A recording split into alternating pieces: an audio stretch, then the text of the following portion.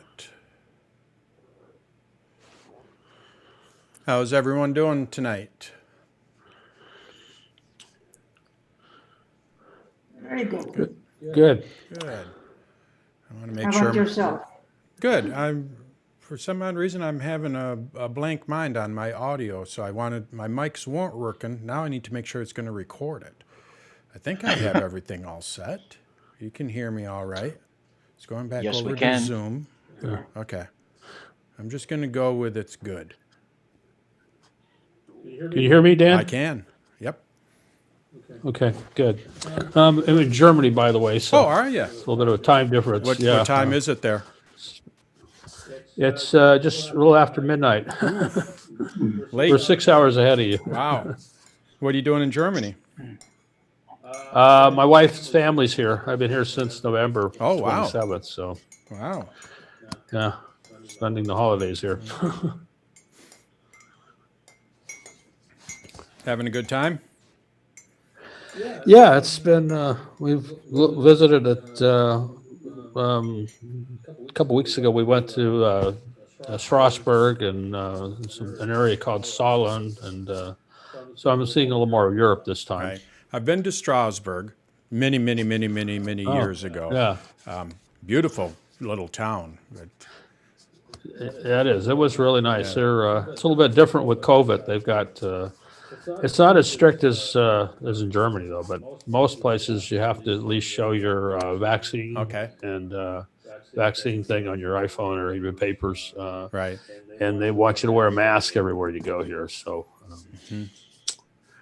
yeah. Matter of fact, I've got to get my COVID 24 hours certificate COVID test before I leave. Do you? Before allowing me back in. So. Yep.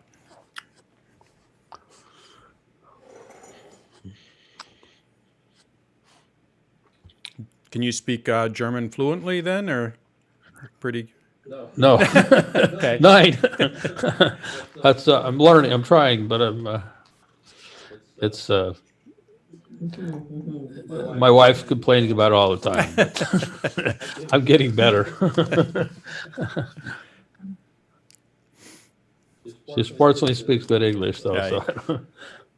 Well, I should do actually. I just don't know any other language. I'm one of those people that I don't know much in other languages either. And the iPhone actually has a nice little translation app where you can you put it face to face. So if you want to speak to somebody in another language, it. Oh really? Yeah. So when you speak in English, what they will see if they're facing you, they can read what it says in their native language, and vice versa. When they speak in their native language, it'll come back and translate it, and you can see it. So you just put it kind of like a little translator, right? You put it in between you. Yeah, I'd like to learn. I'd like to ask you about that maybe after the session day, but might look into installing that. I have an iPhone. A 12. So. Okay, yeah, it's just it's Probably. the app I'm talking about is just Translate. It comes on every iPhone, so. And, Oh, okay. I have that. Yeah, I have and that. Yeah. from what I understand, the trick to it is you need to put it horizontal, and then when you do that, let me see here. Like I say, I'm not. I've only played around with it a little bit, and I don't know a lot about it because I just don't know a lot about it. But you're going to see it has. Yeah. You can read that in the middle there. Okay. Conversation. So I just go conversation, and when I believe what it will do then Is that the translate? That's a translate app, Yeah. huh? And at the very top, you just put what the two languages are. You can't read it; it's out of focus. But Okay. Yeah. Okay. Huh. yeah, give it Well, a yeah. maybe Oh, play and then around with the that. other button with it, I'll just show you real quick. So you're going to see over here, there's this little this button right down here, and when you do that button, that is when you go face to face. So now I don't know if you can see that, but basically, you would lay it down like this, and it's going to be face to face. And as you speak with the other person, it will translate. So give that a shot and let me know if it works. I just don't know another language. I'm one of those, I just don't know anything. So Is that Google? Is that it's not Google No, Google Translate, does is it? that Or too, is but it? this is new in iOS 14, I think. Huh, really? Huh. So yeah, basically just put it on conversation and then tap on the little icon that, and then go. I think it's mirror, and then when you're facing someone, what you can do is have a so-called conversation with someone in another language, and the iPhone will translate both of you. So. Huh. There's a couple of things they've got over here, but I'm not sure about. One's called Speak and Translate. The other's Translator. The other's Translate, and then Yeah, so that's why I get confused with it because I'm just not. yeah. Huh. But Okay. Well. that, yeah. So, but it might help. Okay. Okay. Well, thank you. Yeah, and I'd be curious if it actually worked. I'd be curious if it how well it worked for you. Yeah. Maybe I'll talk to you about it after I make sure I get the right application and try and make sure it's installed. Yeah. Well, you have to. Yeah, I know, but I'm using Hello, everyone. We'll give a couple more minutes here. We do have a few questions, so we're gonna get started on hopefully on a regular time. I didn't say my question, but Hi, Tom. Sorry I missed your meeting. How did it go the other day? Oh, it went quite well. We had 30 people, and hopefully you saw the report that I sent out afterwards. I didn't see the report.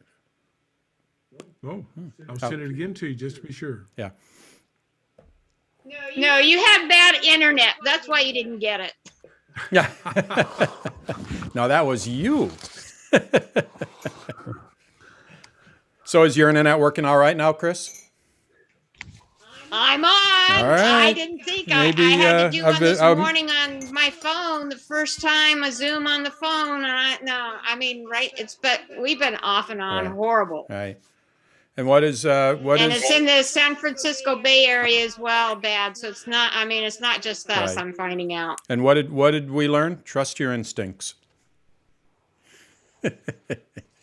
We're trying with Chris. We were trying to do a screen share, and it just was not working. And we've done it several times without any issue. And it finally got to the point after about a half an hour, I'd say, we're just like, let's just try it tomorrow. And then she was on the phone with Apple for another hour and a half. Come to find out, she just had bad internet. Comcast was just out in her area. So, sometimes you just have to walk away. And her instincts were telling her that, but she's determined. Well, again, we lived for a number of years we didn't have a telephone because there are no phone lines where we lived in Asia. So, I mean, you just do what you got to do. And Right. I mean, the other day I thought I need my hair. So instead of pulling out my hair, just walk away from it. All right. Let's get started here. Like I say, we have probably about I think there's about 18 different slides or whatever, 18 different questions, and I'm sure other ones will come up. So what we're going to do is kind of start going through these and barrel on through these. So let me see here. There we go. So welcome to my AMA for January 20. These are for those of you who are new to this. This is Ask Me Anything, and basically the way that it works is if you register on the site, for the AMA, you can ask questions, and then basically what I try to do is just kind of help you. I find the answers, that kind of thing, and the way that I do that is just through my experience. I'm owner, trainer, everything to do with dance tutorials, a small little site. And basically I have about 1,500 videos, and it's growing on a regular basis. And now I do classes and webinars, and they all centralize around the Mac, the iPad, and the iPhone. I should say Apple TV and Apple Watch as well. I am a former Apple genius, and I work at a local school with 2 other former Apple geniuses, so I have a pretty good brain trust of Apple people around me still. And I also have about 30 years of publishing experience, magazine publishing primarily, but now doing the online publishing. So that is a little bit about me, and let's get going and take a look at our first question. The first thing I need to do is get my screen all set here so you can get a better quality experience. Let's see here. Switch cameras. Just one note about your title screen. You had January 2021. Did I? Oops. Okay. Hey, it happens to all of us. Yep. And there we go. All right. So we're good. Is there, hopefully there's not going to be a delay with my voice and my lips. I think I have that figured out. Yeah, you kind of are doing that now. Is it? It's not as smooth as it was just a minute ago. Well, I was mimicking it, so hopefully that was just me trying to do it. Are you still mimicking? I think at the moment. Still doing it? Yes. Okay, let me try. For me, we just won't look at you. That's all. Go ahead and talk. It looks great here. It looks great here. Okay. Also, don't forget the record button. Yep, it is recording. And Oh, you're in sync now. oh, good. Who can see this? Transcriptions are enabled, and we should. Where's my Zoom controls? Oh, there they are. All right. Okay. So let's get going and take a look at the first question here. Actually, the first 5 or 6 questions have to do with email. So I kind of grouped them together. We'll just focus on email here at the beginning. The first one is, hide my email. What is it? How do you use it? Basically, what is this hide my email?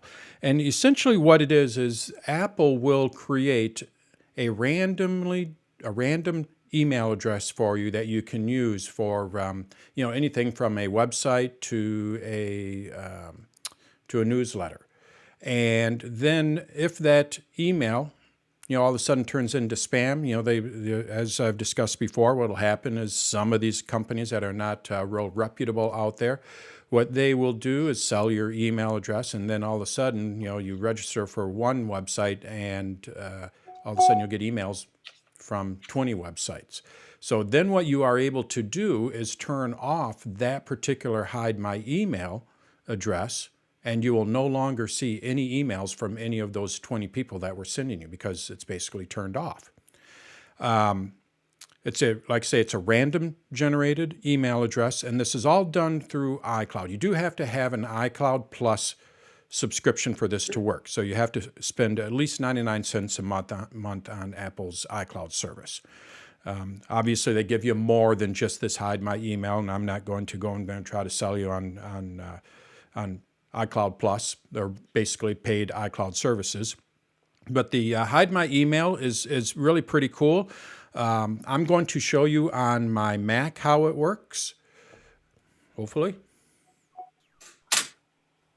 Let's see here. We need this. And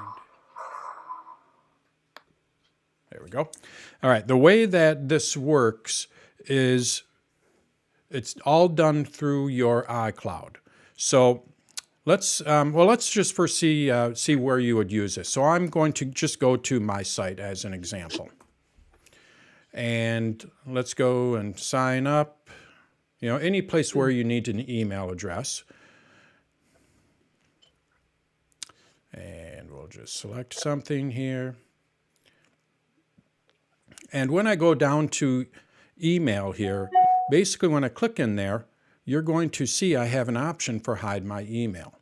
So now all I need to do is just click on this, and it'll generate just a random email address. And that email address will only be used for my site. Now, if I go and sell your email address, which I don't, but if I did, other people would be able to use that same email address. And the idea is then you could just go and turn it off.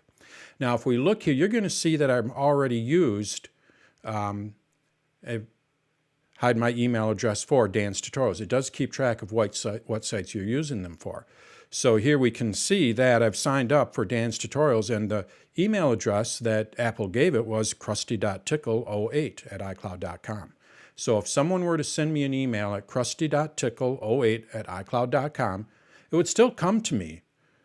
But if I were to turn it off, which I'll show you how you can turn this off, then it would no longer come to me. I would no longer see those emails. So it won't help you for past newsletters, but going forward, if you're using iCloud or have a paid subscription to iCloud, what you may want to do is start using some of these hide my emails, because this can help out with receiving all of these emails, and all you have to do is just turn it off. You can go in here and label it. So this one I just called test, and the note is test, and the label is Dan's Tutorials. So now all I would have to do is just put that in there, and someone could send that send me an email to Krusty something, whatever it was. Now where you manage this, so now it just created an email address. You can do this on the iPad and the iPhone as well. It's all done through iCloud. Basically what you need to do is go to your system preferences, or on the iPad you'll just go to your settings app, and then you go over to iCloud. Whoops, not that. You go over to iCloud here. So I'm going to click on iCloud, and you're going to see I have hide my email. And when I click on options, I'm able to see all of my emails. So here are my political newsletters. So you can see I have fidgets-hopes.ou at iCloud. Again, Apple generated this. So now if I sign up for a political newsletter, and we know how honest those people are, they're going to hang on to your email address and not share it. Basically, as they do share it, which is what they will do, you could go and just turn off this email, and then all those people, you would not receive any more newsletters from them. So that's what hide my email address is. I can go to options here and basically delete the address and then reactivate it. So it basically just allows you to create a random or a specific email address for either a group. Let's just say you sign up for political newsletters or shopping newsletters. You could create a shopping email address, a political email address, anything like that. And then you can turn those off at any time without affecting your real email address. So that's kind of, I have a question. yeah. Yeah, Dan. Because this just came out, if I have, lots of mud on my shoes because I sign up for some political stuff, Right. I signed up for this, and I am deluged with my real email address. Yep. Now, can I change that somehow for those sites? No, because I wish I could. It's funny. I have I get email addresses. It's crazy. I not to get on the political side, but I consider myself a little an independent. And there are some people that I like on both sides of the aisle. So I get it from all over, and it's just crazy. And I know I didn't sign up for all these people. It's just crazy. And now I get a text as well, kind of thing. So, the political machines out there are the master marketers. They know how to get a hold of you. And unfortunately, I'm not sure how you turn that off right now, for past. Well, Going forward, you right can. now I've been writing rules. Yeah, you can create rules. Yep. And what I would recommend doing, if you create rules, so basically what you can do is create a rule. If you get an email from this specific person, it goes into your junk mail or whatever, and you can create rules in Mail on the Mac, but you can't create rules in Mail on the iPad or the iPhone. So then if you create it in the Mac, if I go over to my Mac here and we go over to my preferences, you're going to see I have rules here, and I can go and set up different rules and then tell it to go into a specific mailbox or anything like that. But the problem with this is it only affects the Mac. If I create a rule or turn this rule on, News from Apple, it will do nothing for my iPad and my iPhone. It will only work on the Mac. If I leave my Mac open, then it will work. because this mail application is always open. But how often do we do that? Especially if you have a laptop, you might close the lid and then it's, it's not going to do its magic. So really what you should do, I recommend, if you're going to set up any rules, and this is for iCloud, I'm not sure how it works with other ones. I imagine it'd be the same thing with Gmail and everybody else. What you want to do is go online. And when you go online, what you can do, let's see here, I'm going to log in here.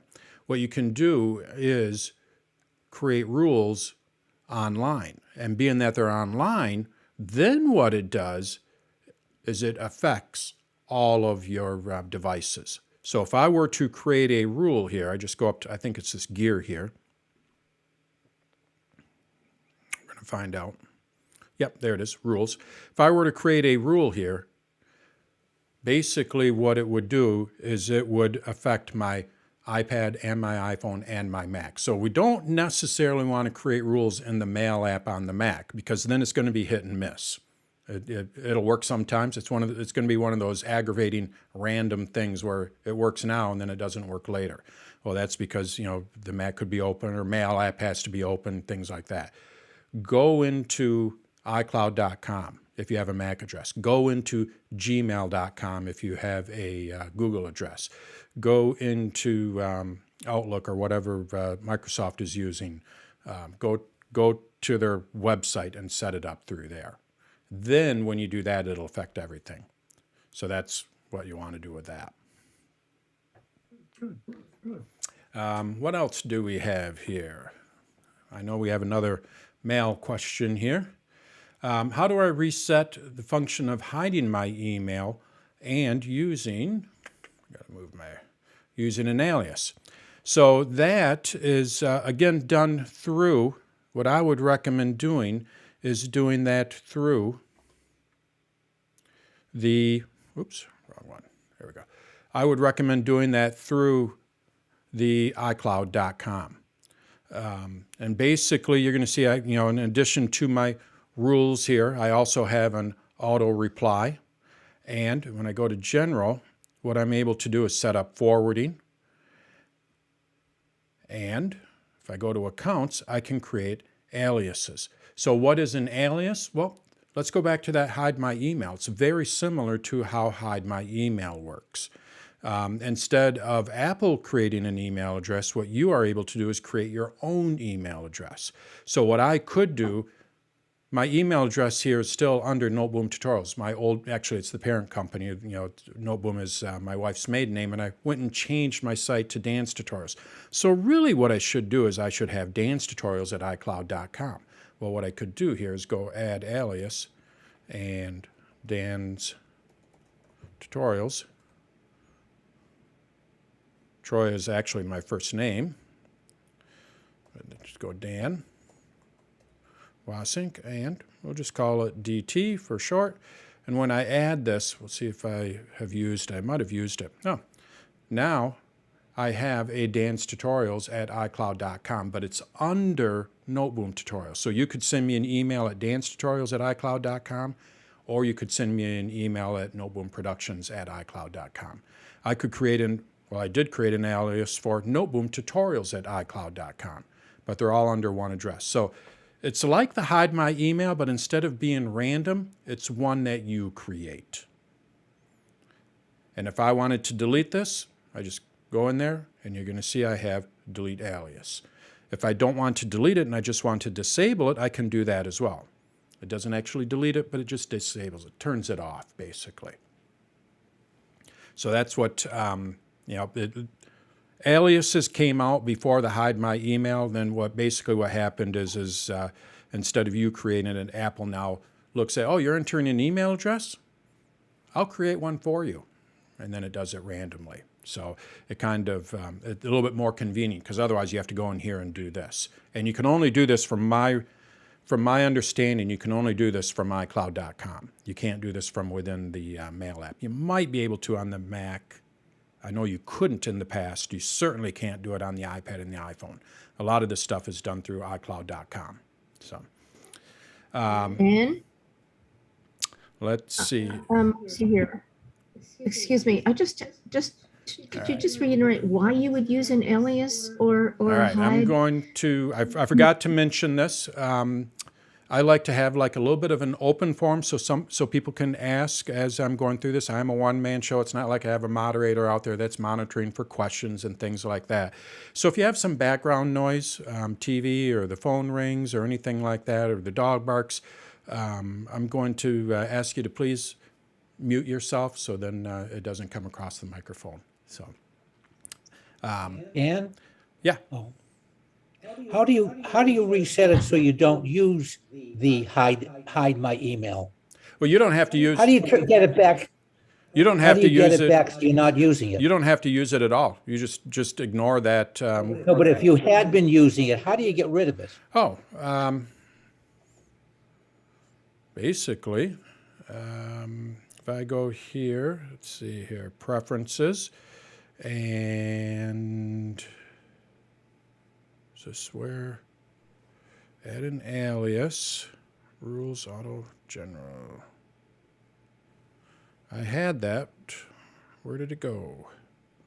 Oh, I'm sorry. Not in. You go back into your iCloud settings. So I'm on my Mac. Okay. If you were on the iPad, you'd go into the settings app. You go into iCloud, and then you're going to see hide my email. And from here, you're going to be able to see all of your email addresses, and then you can go and delete them. So let's just say I no longer use this fidgethopes.ou. What I can do is delete it. Okay. Dan, can I ask you a question? Yeah. Go for it. Why do you use aliases and why do you create them? And then how do you use them? And why would you use them? Well, you would use them. So when you sign up for something, let's just go with, I'm going to make some assumptions here. If you were to open up your email, your mail program, you probably have a lot of newsletters in there and you did not sign up for all of them. Probably a pretty safe assumption. So where did all of those companies, organizations, and everything else get your email address? You didn't sign up for them. And if you try to unsubscribe from them, a lot of them ignore that. They're not supposed to, but they ignore that. They don't unsubscribe you because you're a customer and they just want to keep hitting you. So the problem is you can't unsubscribe from a lot of these and you didn't subscribe for them in the first place. So what do? You can go and change your email address, but then it changes it for everybody, and that's a big pain. So you don't really want to do that. So the other option is to give them a different email address. Now again, like I said at the beginning, this is going forward, has nothing to do with going in the past. So going forward, if I were to shop for something on some random website, what I would do is I would have my Mac or iCloud generate an email address. When it generates that email address, it automatically will forward anything to my real address. But that company that I subscribe to doesn't know that. As far as they are concerned, they're sending it to fidgethopes.ou. That is the email address that they have on file. And if we look here, you're going to see that Apple forwards it on to my real address. So now you are getting flooded with all kinds of newsletters and all that from these, from things that you didn't sign up for. What you are able to do then is just basically turn off that email address, this Fidget Hopes in my case, I would turn it off.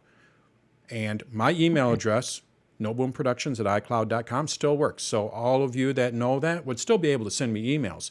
But that company that I signed up for that is starting to spam me in my world, in my mind, they're spamming me. I can just say I no longer want to have any emails from you and anyone that you sold my email address to. So you just go and delete that email address. You're not going to get any more. Does that make sense? Can I ask a question? Yeah. If you use hide my email, and it essentially is redirecting that email back to your normal email. It's forwarding so it to it, even if the company had your alias, so to speak, or hide, it's going to come back to you anyways. No, because they don't know what your real email address is. Apple's the one that's forwarding it. So they do not Okay. know what your email address is. As far as anyone that I signed up with this Fidget Hopes, they have no idea that it's Noteboom Productions at iCloud.com. No idea.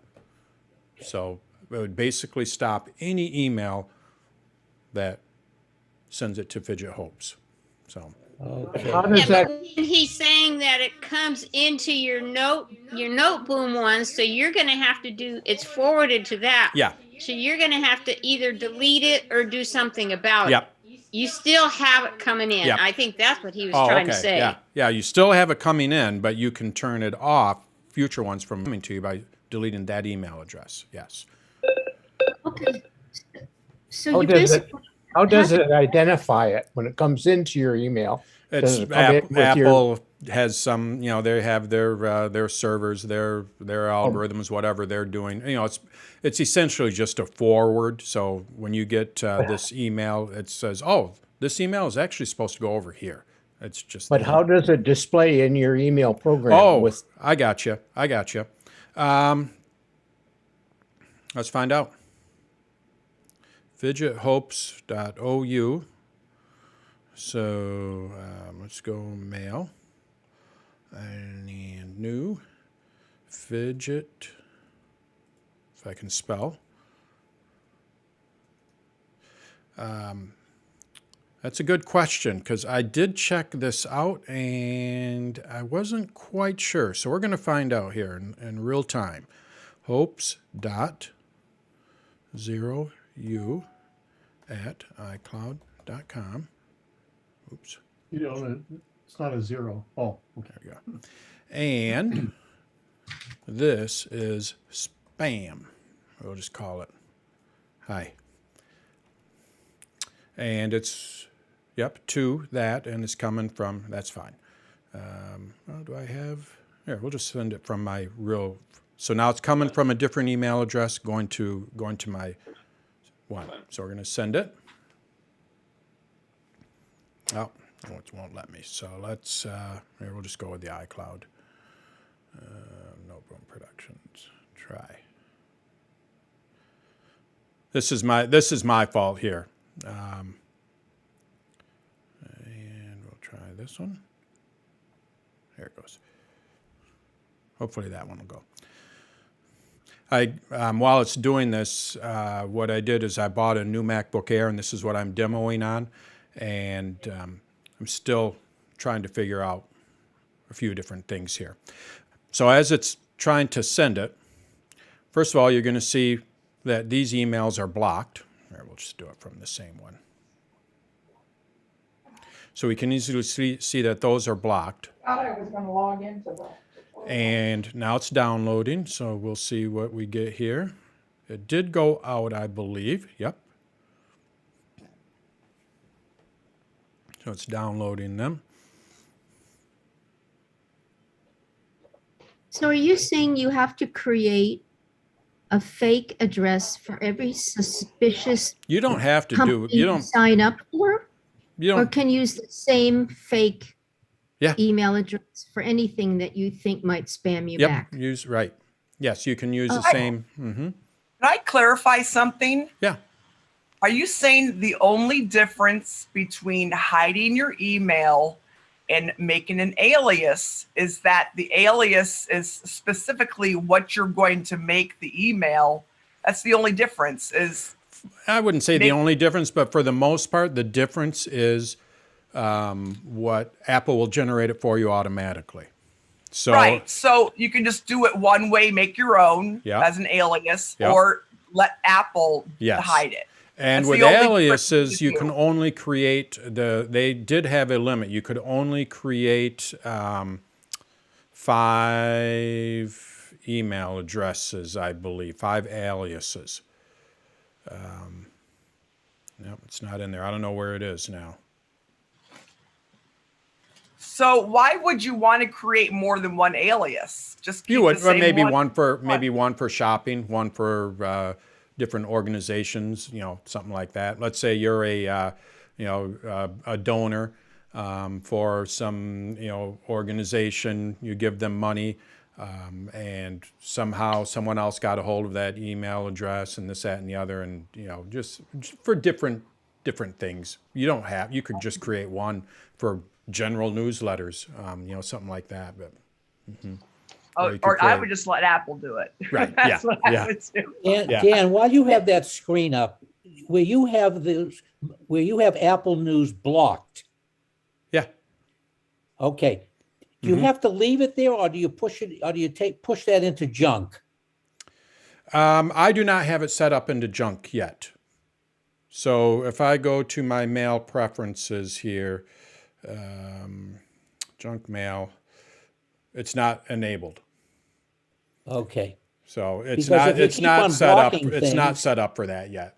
So. If You know what? You if just you went keep into my blocking question. things and don't get rid of them, you're going to end up with one heck of a mailbox Oh yeah, over a period of time. my So sister. that's why I'm not. asking, I'm do you not take the blocked exaggerating. ones and move it into junk.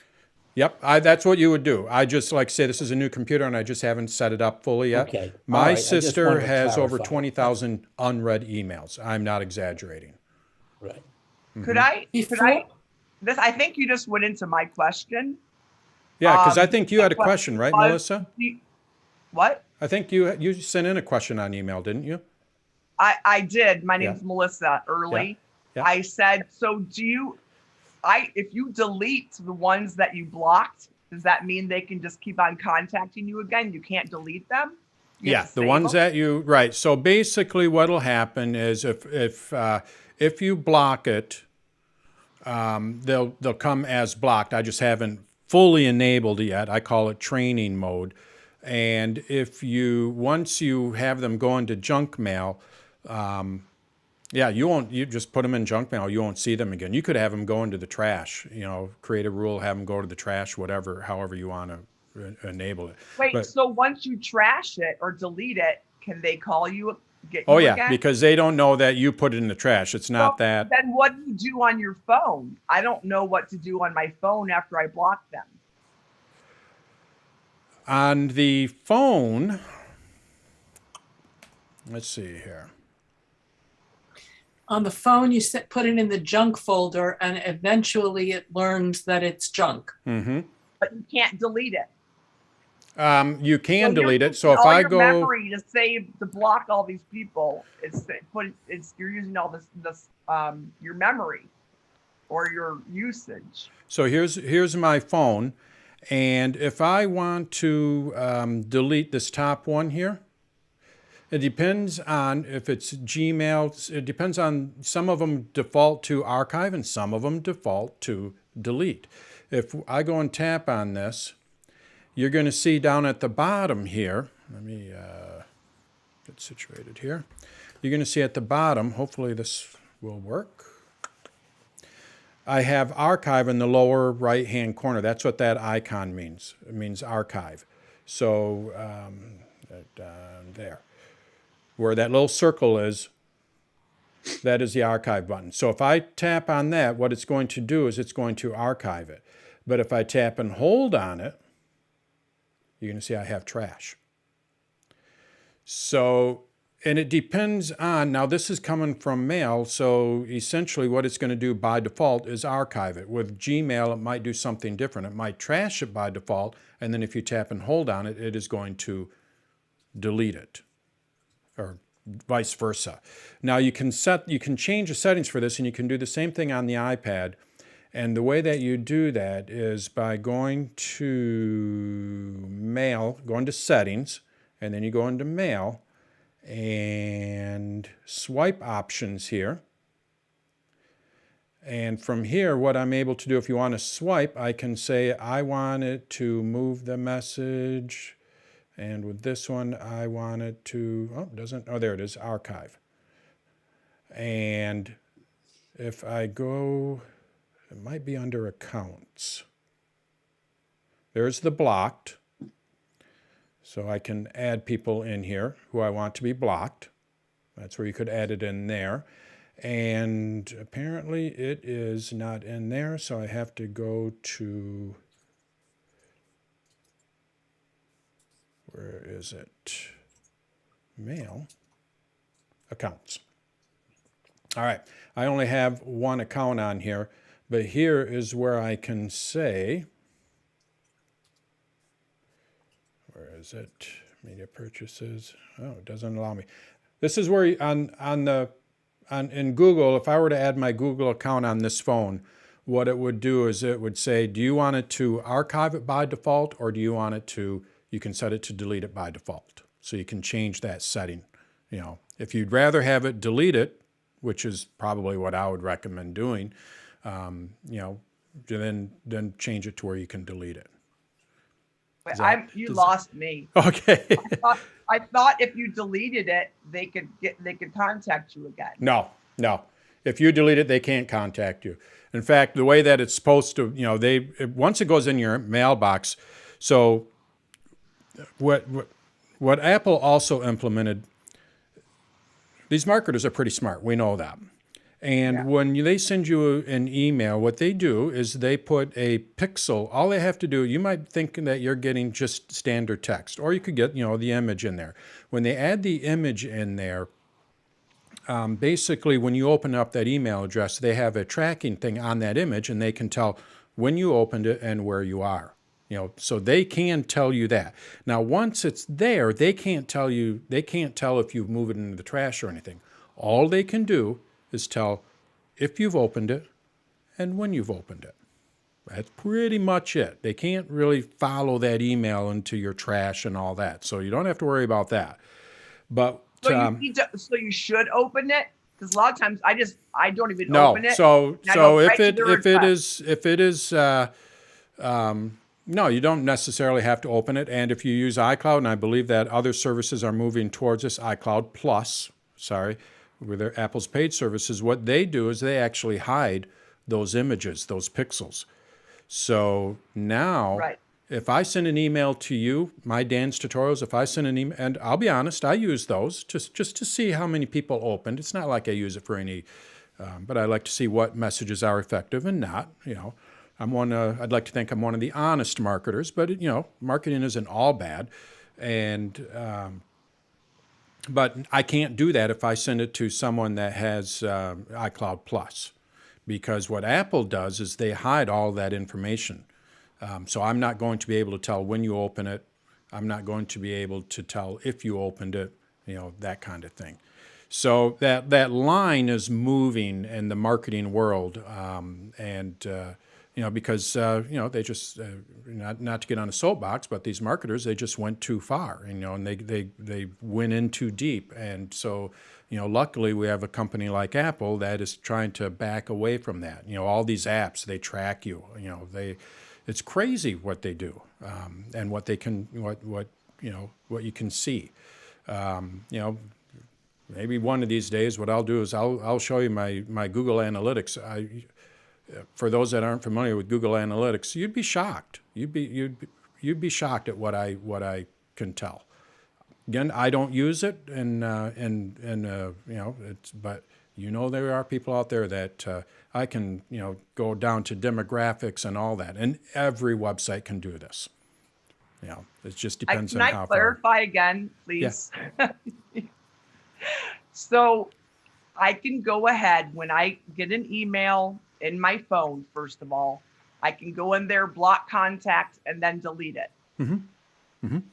Yep. So let's go back to the computer, the Mac. Yeah. Why were you saving blocked contacts? I wasn't saving. I wasn't saving them. It's just that this computer is not set up, to be honest with you. So I can delete them after I block the contact on my Mac. Yeah, I'll show you where this is on my Mac. So I'm in the Mail app here, right? And you're talking about these little guys right here, right? Yep. So the reason why those are showing is if I go to my preferences, so this is where I can see everything, and we go over to junk mail, and then we go over to blocked. The way that I have mine set up, and this is only because I did it for some training or, you know, something, is I enabled the block mail filter. So it is blocking. That's why I have that little red thing with the line through it.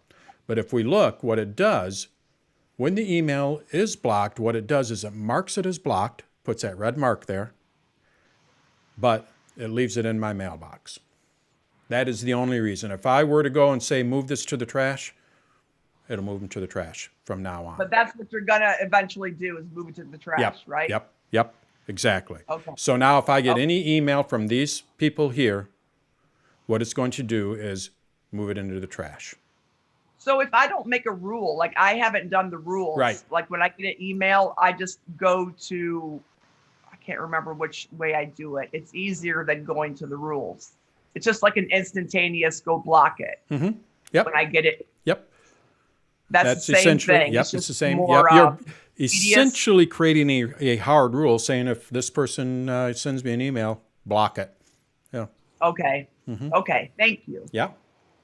Okay, Yeah, I'm if I could sorry. make I was gonna, I'm sorry to push this, but piggybacking on what Melissa's got to say about this, if I create one alias for like 10 different suspicious or questionable sites, and I like some of them, then what? I mean, Then what you would do is you would sign up, if again under a different email address. Got it. Okay. Thank Yep. you very much. Okay, good. Exactly. Thanks. Dan, if I can make a comment. Yeah. For those people who use Gmail, if you go to Gmail and block what you don't want in Gmail, it never gets to Apple Mail. Mm-hmm. You're blocking it at the site. You're blocking it at the site. That's why I always say, if you can, if you use rules, do it at the cloud level. And in my case, I would do it at iCloud. And if you're on Gmail, do it at gmail.com. Don't rely on the app itself, because the app is at a lower. You want to go as high as possible. Basically, you want to create that rule at Google, not in the Mail app. You want to create it right at the mother, kind of thing. Because if you use Gmail and block it there, you never ever see it in Apple. Right. You never see it come into Apple Mail. Yep. Thank you, Gerald. Thank Yep. you. All right. Let's see what else we have. Did that mail ever come in that you sent? It didn't. It didn't.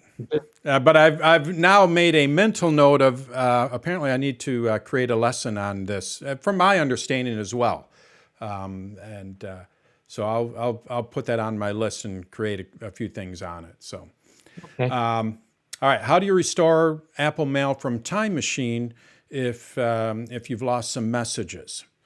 Well, hopefully, you could always okay. Start over.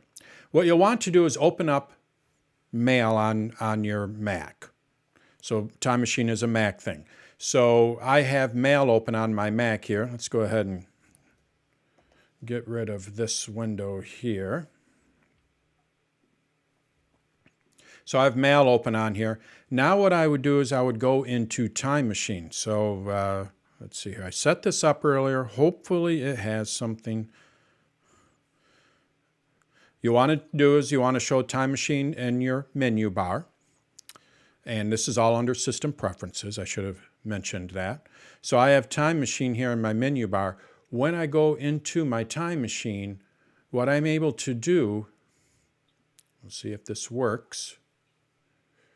What I'm able to do is go back in time in the Mail app. Now, again, I just set this up, so I probably don't have a lot of history. Again, this is a new MacBook Air, so there's not a whole lot of things going on. But essentially, what would happen here is if you've ever opened up Time Machine, it's going to be split into two, and you're going to see the current time, what you're looking at now, and then over on the right side, what you'll see is like a stack. And you can go back in time and just find that email that you deleted. So let's say you deleted it yesterday. So what you would do is you would go back to 3 days ago where that email was there because it's in your Time Machine, select it, and then you can restore it.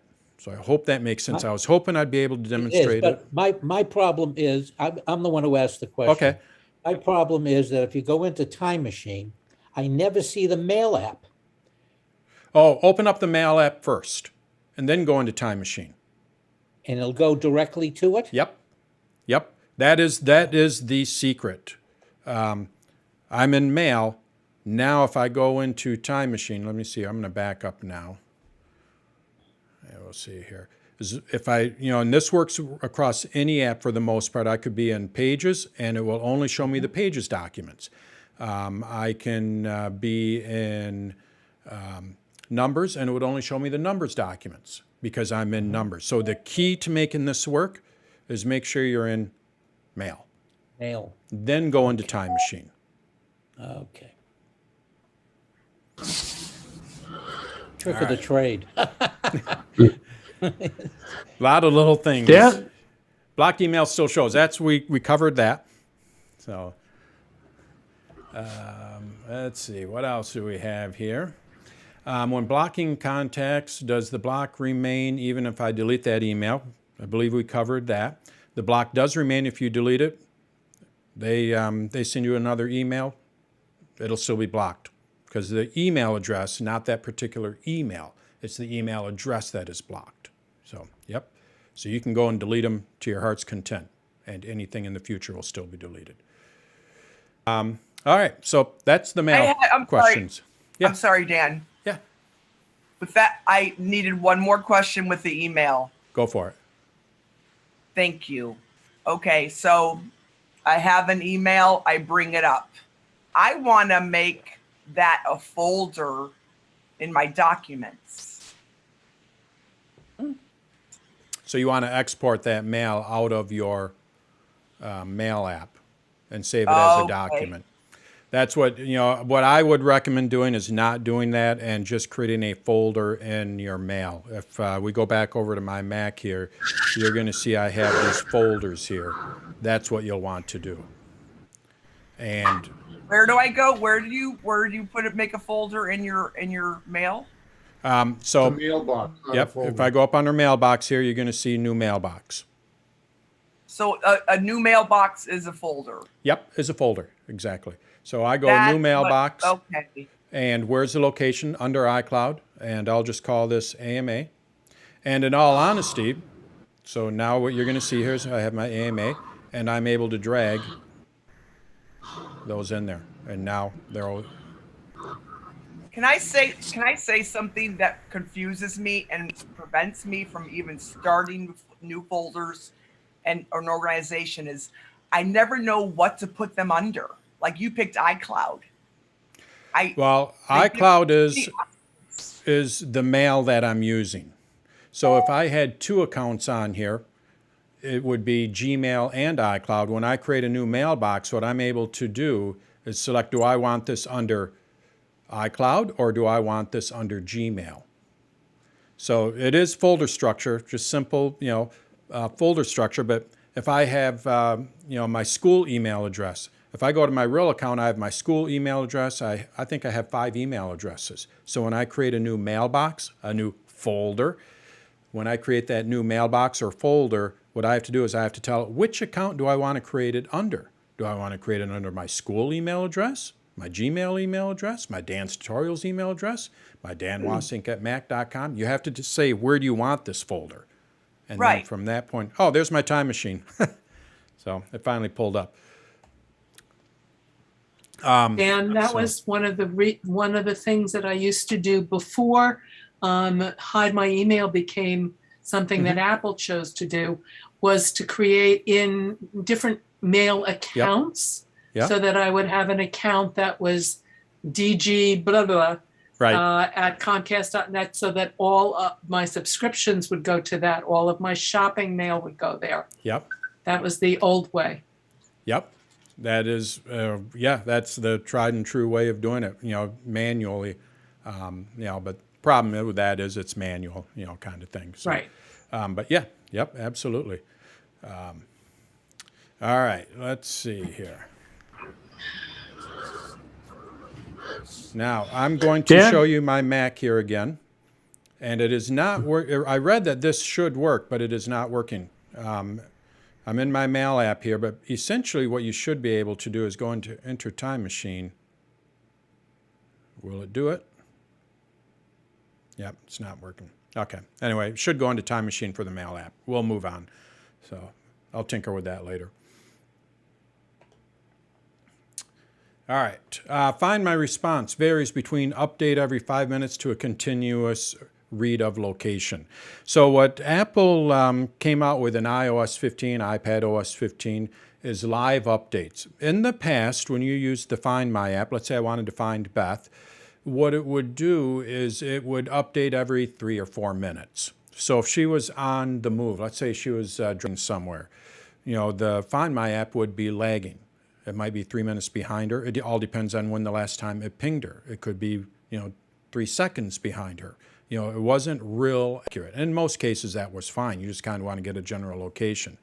Well, with iPad OS 15 and iOS 15, what Apple enabled was live tracking. And now what you are able to do is, let's just go with they're driving down the road, you'll be able to see, how fast they're going down the road. It's not going to read the actual speed, like 50 miles an hour or 50 kilometers an hour, whatever it may be, but you will be able to, see that they're moving down the highway or the road at, any kind of guessing what speed kind of thing. So basically, it's live tracking. I believe the reason why they weren't able to do this before is maybe it's battery life. I mean, that thing's constantly pinging your thing, or maybe it's the network, with the network's getting better. But now you can, it does that live tracking. There is no way that you can turn the live tracking on and off. And the reason why it may be random is because some people don't have iOS 15. Then it's not going to work. So that's rule number one. They do need to have iOS 15. And then it all depends on what their network is. If they have bad coverage, it's not going to do the live. So it can be random. So that's why sometimes you'll see it and sometimes you won't. It all depends on network, iOS, probably phone a little bit.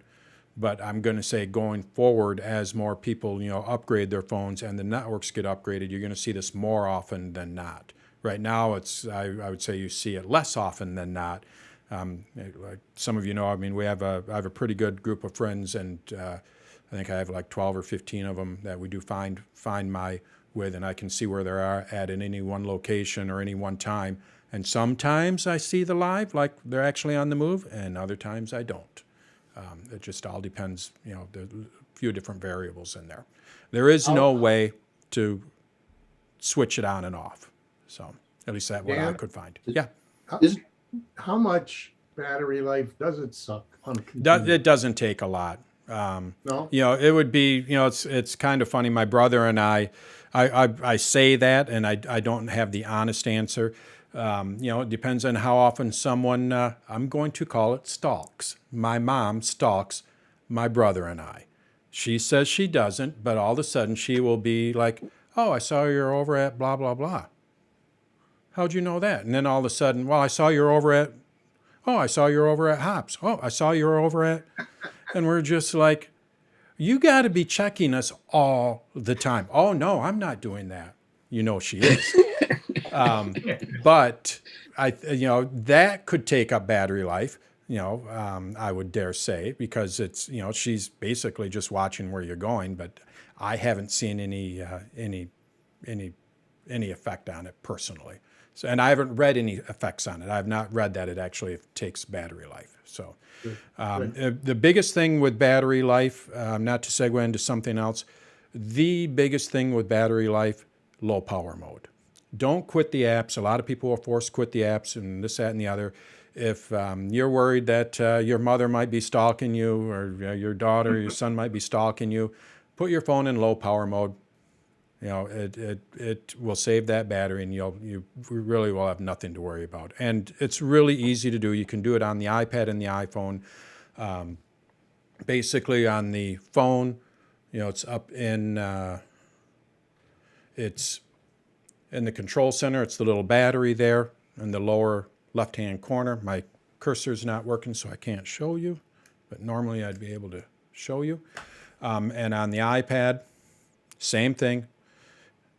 This is with iOS, it's not in there, so we have to add it. I believe you need iPad OS 15, but there is a low power mode. There it is, low power mode. So you are able to put your iPad into low power mode as well. So, and that is the biggest thing. Like I say, if you want to save battery life, just do that, and you will be amazed at how much battery is is saved. And what it will do is once you plug it in, once it gets to 80%, low power mode will turn off automatically. So you don't have to worry about turning it off. So I'm at the bar with my brother. We know that my mom is stalking us. I could put the phone, if I'm concerned with my battery, I can put my phone in low power mode, and it virtually won't affect it. So, Dan, I'm a little confused. Can you go over that again? So how is your mother able to check where you are? So with there's an app on the Mac, the iPad, and the iPhone called Find My. I know Find My iPad, yes. Yeah. Mhm. No, but Find My iPad is great for finding your iPad.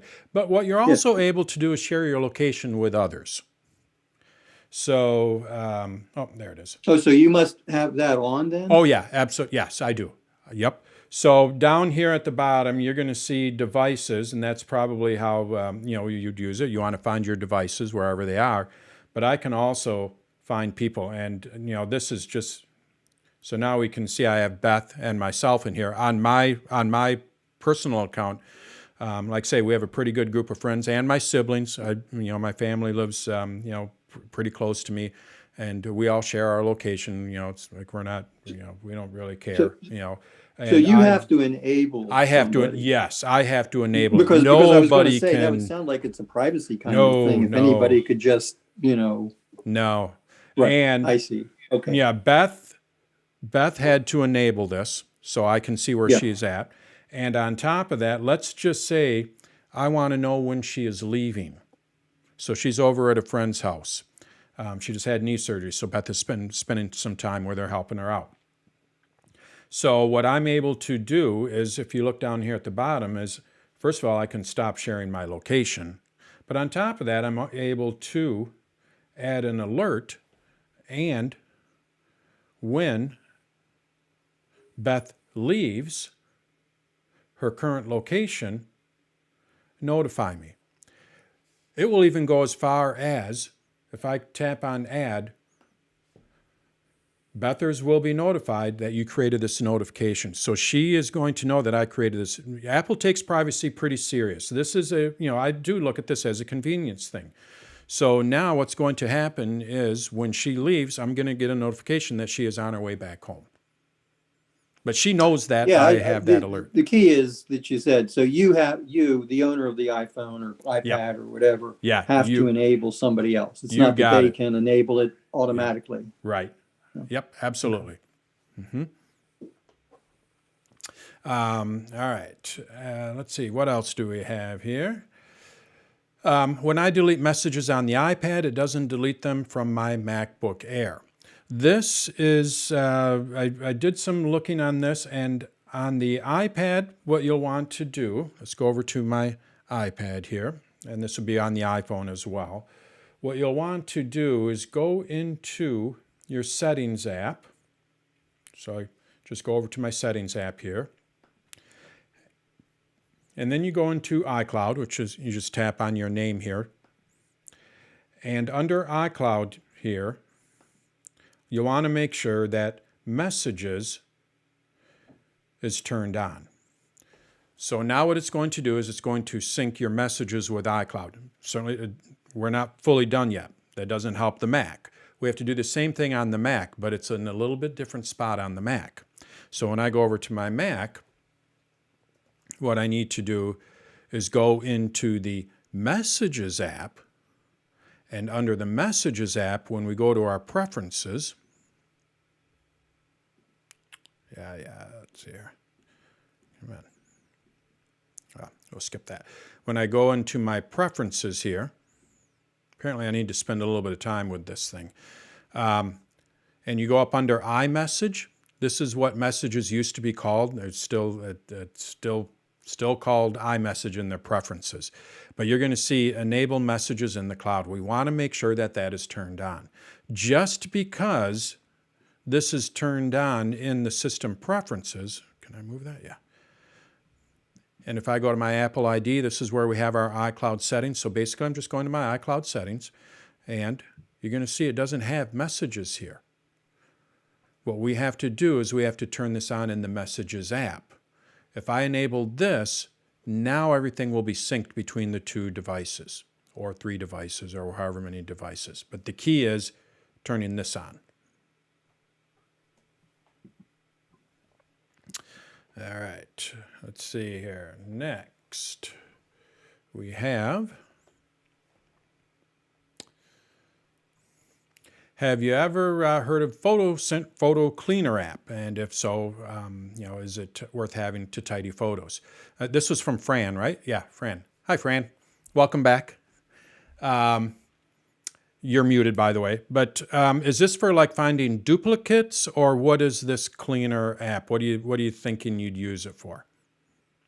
I didn't know. I just saw an advertisement came on, Okay. and I think it was like one of those Facebook things. And I didn't want to put it on my computer or anything, but I Right. wondered if it was worth having. No, it depends on what it does. I'll start out with that. And in most cases, how does it clean it? Does it clean it if there's scratches on it? I mean, there's cleaning I think is it an says interpretation of how, duplicate. up to the developer really, and up to us. We might have 2 different ideas of what cleaning is. I think probably in most cases, what people would use is duplicates to find duplicates. That'd be my I guess. think that's what it was for, and pictures that were out of. I don't, purpose. I've never used those, and if I did, the one that I would look at, I'm not affiliated with them, but I do like Mac Pause, Clean My Mac. They have no clue of who I am. I'm just a fan of some of their apps, and they actually have, so it's just MacPaw, I believe, macpaw.com. Oh, I got to go to show you here. So I'm looking at, some of you have heard me talk about Clean My Mac before. Yeah. And I don't, it's not anything that I don't say you need this by any means. But they also have and I trust, you want to find your developers that you trust. There might be better ones out there, but they have something that's called Gemini 2, I believe it is. Oh, Gemini 2 finds duplicate files.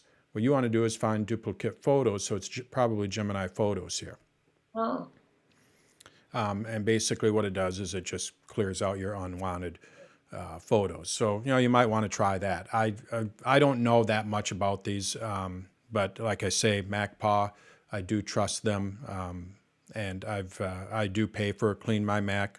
I've been using that app for 2 or 3 years, and it just has some nice little things to it, and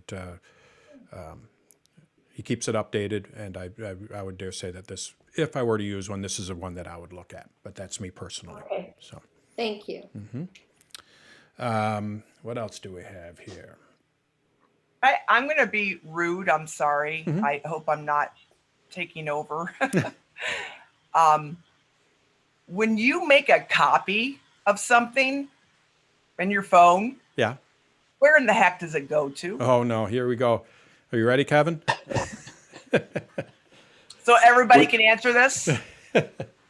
On the iPhone and the iPad, it's tricky. It's tricky. It depends on the app. If I'm on messages and I make a copy of, if I'm on my messages and I make a copy of something. Okay, I know if I make a copy, okay, where does it go?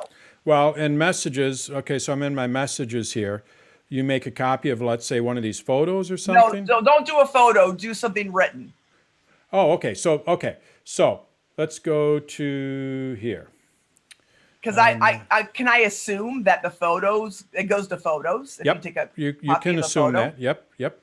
So let's say I copy this. What are you thinking for dinner kind of thing, right? I Yeah, go to copy. yeah. Is that what you're talking about? Yes. Okay, so when you go there, when you use that, the copy, this is copy and paste, been around forever. It goes into what is called the clipboard. This is an internal thing. The clipboard. Yep. There's not an app for it. If I go to my Mac, like I say, it's been around forever. Let's say I copy this text here, right? I go up there, and if we go up under Edit, I copy it. Basically, what it does is it puts it into a clipboard. Now, on the Mac, what I am able to do, and this is only on the Mac, what I am able to do is view that clipboard, show clipboard here. And you're going to see that's what I copied. And so it doesn't store it in a folder. It doesn't store it in anything really. It just stores it in the clipboard. And that clipboard, it's a single clipboard, just one clipboard, which means if I were to copy something else, it would replace what I copied before. So if I go back over to my iPad here and I copy something else, maybe I just copy this, well here, I'll just copy sounds good. Oops. Sounds good. If I copy that, it just replaced whatever I had in there before. So you can only copy one thing. Where's the clipboard on your phone? So it's internal. You can't access it, but what you can do is you can paste. So I've copied this, right? I get that. Okay. And yeah. I just wanted to know where that stinking clipboard was. Nope, it is. It's internal and you can't access it. Now there are apps out there that you can access it. I use one that's called Paste, and maybe I'll do something on that because then you can actually go back and keep a history of things that you've copied. And if you copy things on a regular basis, you can reuse them. And, you know, there's different things you can do. I think Yoast, somebody brought up Yoast a while back that does something similar. But if we just keep it real simple, that's how it works. There are tools that can extend it, but that's another subject. So. Are those iOS apps, Dan? Yes. Yep. My favorite so far is Paste, and like I say, maybe what I'll do is I'll do a thing on it because I really like it. It works really well. So Paste is the name. P-A-S-T-E. And again, there are other ones out there too that work well. It's just one I'm comfortable I use with. iClip on the Mac, but yeah. That's my ideal. What I like so about I'm sorry, this Paste will let you see the clipboard. Oh yeah. For an iPad. Yep. So Paste when you is have a separate app. So the app just appears on your desktop, and then when you would copy something, say from a website, if you want to see it, then you would just click on the app, Paste, yep, you got on and you would see it. Yep. Okay, thank you. I found it because, like I say, somebody brought up Yoink, and I know it's a favorite of a lot of people. I didn't care for it; it was a little too clunky for me. And Paste seems to work well, and I really like that one. So, like I say, maybe what I'll do is I'll come up with something on it and add it to my site. So it's a nice app. And it will only, and this Paste clipboard that you're talking about will only keep the one item that you do. No. And it keeps erasing it right over it. No, it keeps multiple. Mm-hmm. Okay, and then how do you get rid of? You would be able to get rid of. You would be able to. It keeps it keeps it for 30 days. You can set it up. I believe it keeps it for 30 days, and then after 30 days, it'll delete it, and then you can create folders and place it in the folder, and then it keeps it forever. So what I will do is, if someone has a comment on a perfect example. Someone comments on one of my videos on YouTube, and I get comments, and I always want to say thank you. And of course, I want to say thank you. You'll find more at danstutorials.com, right? You got to do your little bit of marketing there. So basically, in Paste, what I do is I have a folder that is called, I think it's called Marketing, and I just go in there and I copy it from that thing, and then I go into YouTube and paste it into the as a reply. So. Yeah, so you can keep multiple things depending on what you're doing, and it will also keep it running, for the last 30 days of anything that you've copied. So, yeah, no, because I've asked you this question before about what's this clipboard, where is it, how can I access it? Because when you're using Microsoft Office products, say you're doing a Word document, when you have things that you're cutting and pasting all the time, it sets up a clipboard. Yeah. And you can actually go to that clipboard and do that. Yeah. So that's what I want to do with this, and I haven't been able to do it. So I think I asked you that question before. So that's the purpose for it. Yeah. Yeah, I'll do something because I really like the app, and I'll I'll do something on paste. So look for that. And it's available on the Mac, the iPad, and the iPhone. And the beauty of it is if you are on all three, it's a shared clipboard. So I can copy something on my iPad and have access to it on my Mac. I can copy something on my Mac. And iCloud will do this automatically, but I find it doesn't work that well. And with paste, I'm able to select what I want to copy. It really does work well. So I'll come up with something on that and look for that in the next week or so. So that'd be a fun one for me anyway. So yeah. Excuse me, Dan, on the clipboard, are you saying that the internal clipboard, you can only copy one thing and Yep. then the next time you copy, it's gone? You got it. Exactly. Oh, I didn't know that. Yep. Oh, so paste, P-A-S-T-E. PAS, let me, Yeah, PASTE. PA, okay, Oh. thanks, yep. Just in the App Store. I don't think it's that expensive. Yeah, this one here, Clipboard Manager. Thank you. It's free, actually, so far. And I like it. It's the visual of it is nice. Let's see if it'll allow me to download it. Yep. And if I open it up, sweet. I'm just turn iCloud Sync off for right now. I'll have it start at startup. So I'll just show you real quickly here. So there it is. Here's my clipboard history. There's my first, if I want to copy this, I just click on it and now I can copy it somewhere. But now let's go and copy this. And then I'm going to copy this. And let's go and copy this image. Right? So I just copied 3 different things. Well, now when I go into paste, there they are. All 3 of them. And if I can create a folder here, these will disappear after 30 days, but if I go place it in there, now it's there, and I can name this, clean up.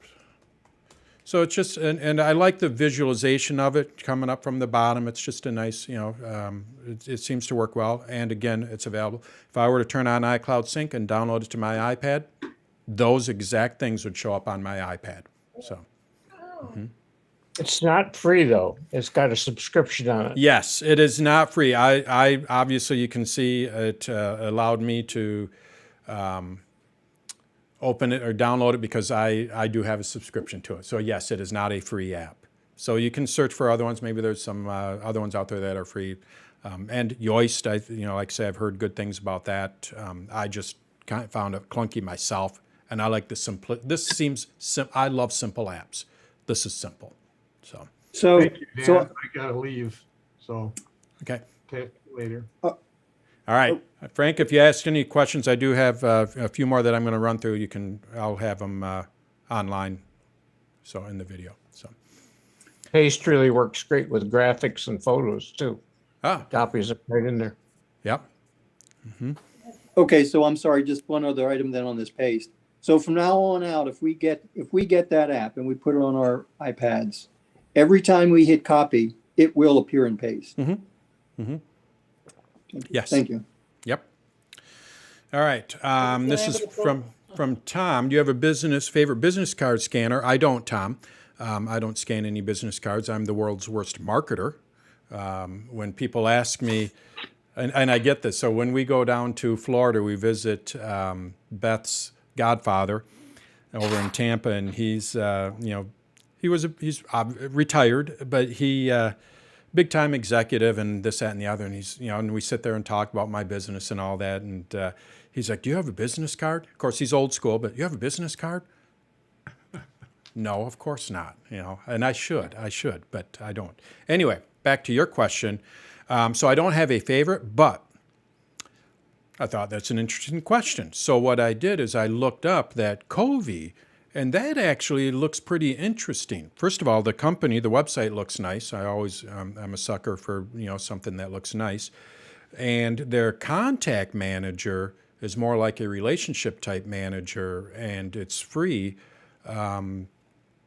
And I thought, wow, that actually looks pretty interesting. So it sounds to me like you found the right one. I'm going to go to, oops, wrong one here. So what he's talking about here, it's COVVE. And I believe it's this one that he's talking about, the business card scanner. Sound right? That's it. Okay. And it looks, well, first of all, 975-star reviews. It's free, so you could try it out. Of course, what I do is I look to see, what they look at here. It looks like they're, pretty safe, a few things there, but they keep it updated. So this was updated recently. But then what I did is I went to their website and I found they have this Covey Stay in Touch.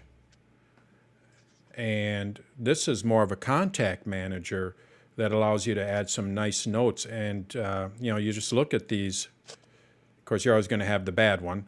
But generally speaking, you look at this and it's pretty good. This was updated just a day ago.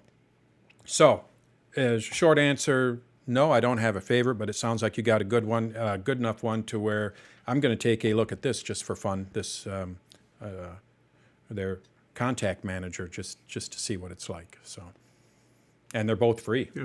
I mean, they have in-app purchases if you want to use more, but they're both free. So, Yeah, thank you, Dan. What you'll find is that what is free is the first 10 that you scan, is that what it is? and then they'll put a cap on it.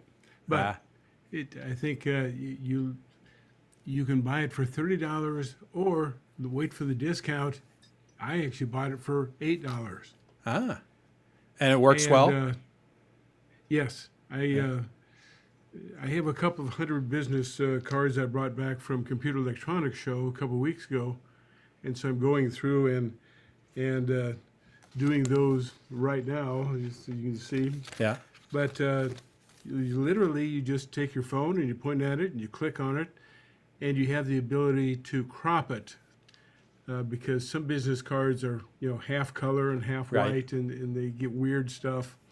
But they use artificial intelligence, so it's actually going online to translate it and repost it. So whether Okay. it's in Japanese or some another language, it can do translations, and it's amazing. And the accuracy is better than 96%. They call it 96% accurate, but Wow. I have found only 2 so far out of 30 business cards I've done that it messed up on a name, I think it was. That's So awesome. I'm pretty impressed. The downside, by the way, it also exports to Excel or to your contacts or into Okay. your iPhone. And the only thing it doesn't do is it does not export the photo that you took of the card itself. Okay.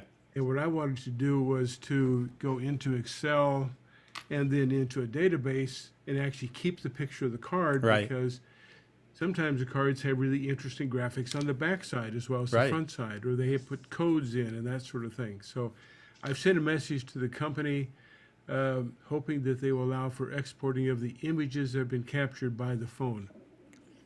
But Yeah, otherwise, it's a very, very effective. Is it, do they have a Mac version to where you could, not that you could use the camera on the Mac, but where you'd be able to view your business cards on the Mac? I wonder? That's why I export into Excel. Okay. Gotcha. So, but again, you can't really see the image of the card. All you're seeing is the contents that were translated off the card. But I'm hoping that they'll, the image is on the phone. Why can't it export it just like it does all the text? Now, so for those of you that have an M1, and I am new to the M1, I asked Tom, if they had a Mac app. He exports them over to Excel to get them in there. But what's really cool about an M1 Mac is it can run iOS apps. Not all of them. It's up to the developer. So, I have a Tesla. The Tesla app I cannot run on my Mac. And that's because Tesla doesn't want me, that's their choice. It is up to the developer. But if we go here, you're going to see I have that business card scanner. This is on my Mac. And if we look here, designed for the iPad, but I can install it Let's go and install it here.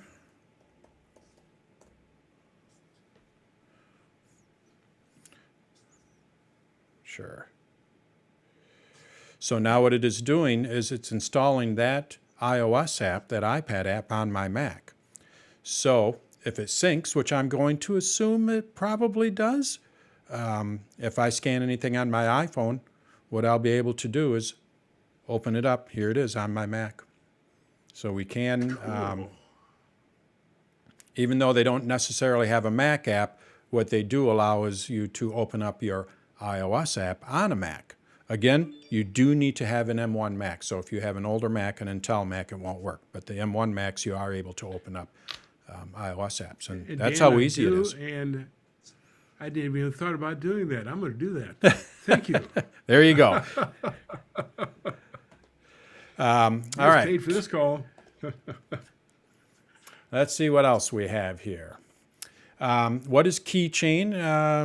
How is it accessed and used? So I've covered this before, but basically what somebody had is they were doing their taxes.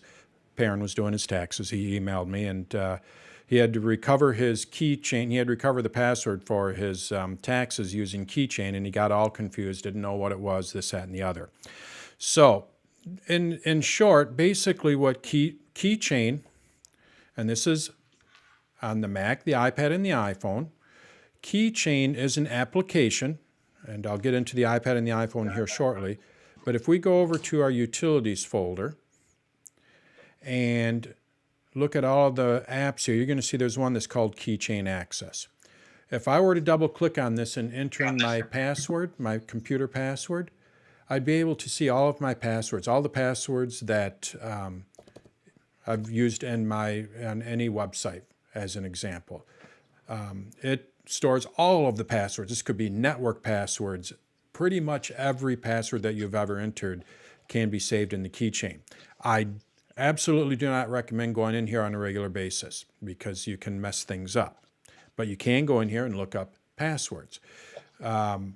What I would recommend doing instead of going through here and looking it up, if you're using Mac OS Monterey, if you go to your system preferences, you actually have passwords here.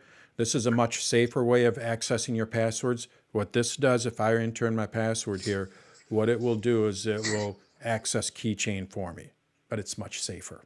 You're just accessing your password instead of accessing all of your networks and things that you could possibly mess up. You got certificates, geeky stuff in that keychain access. So keychain basically stores everything. But what you'll want to do is go into passwords and look it up. If you do not have macOS Monterey, you can do this through Safari. And if we go to Preferences in Safari, you're also going to see passwords here. Same thing.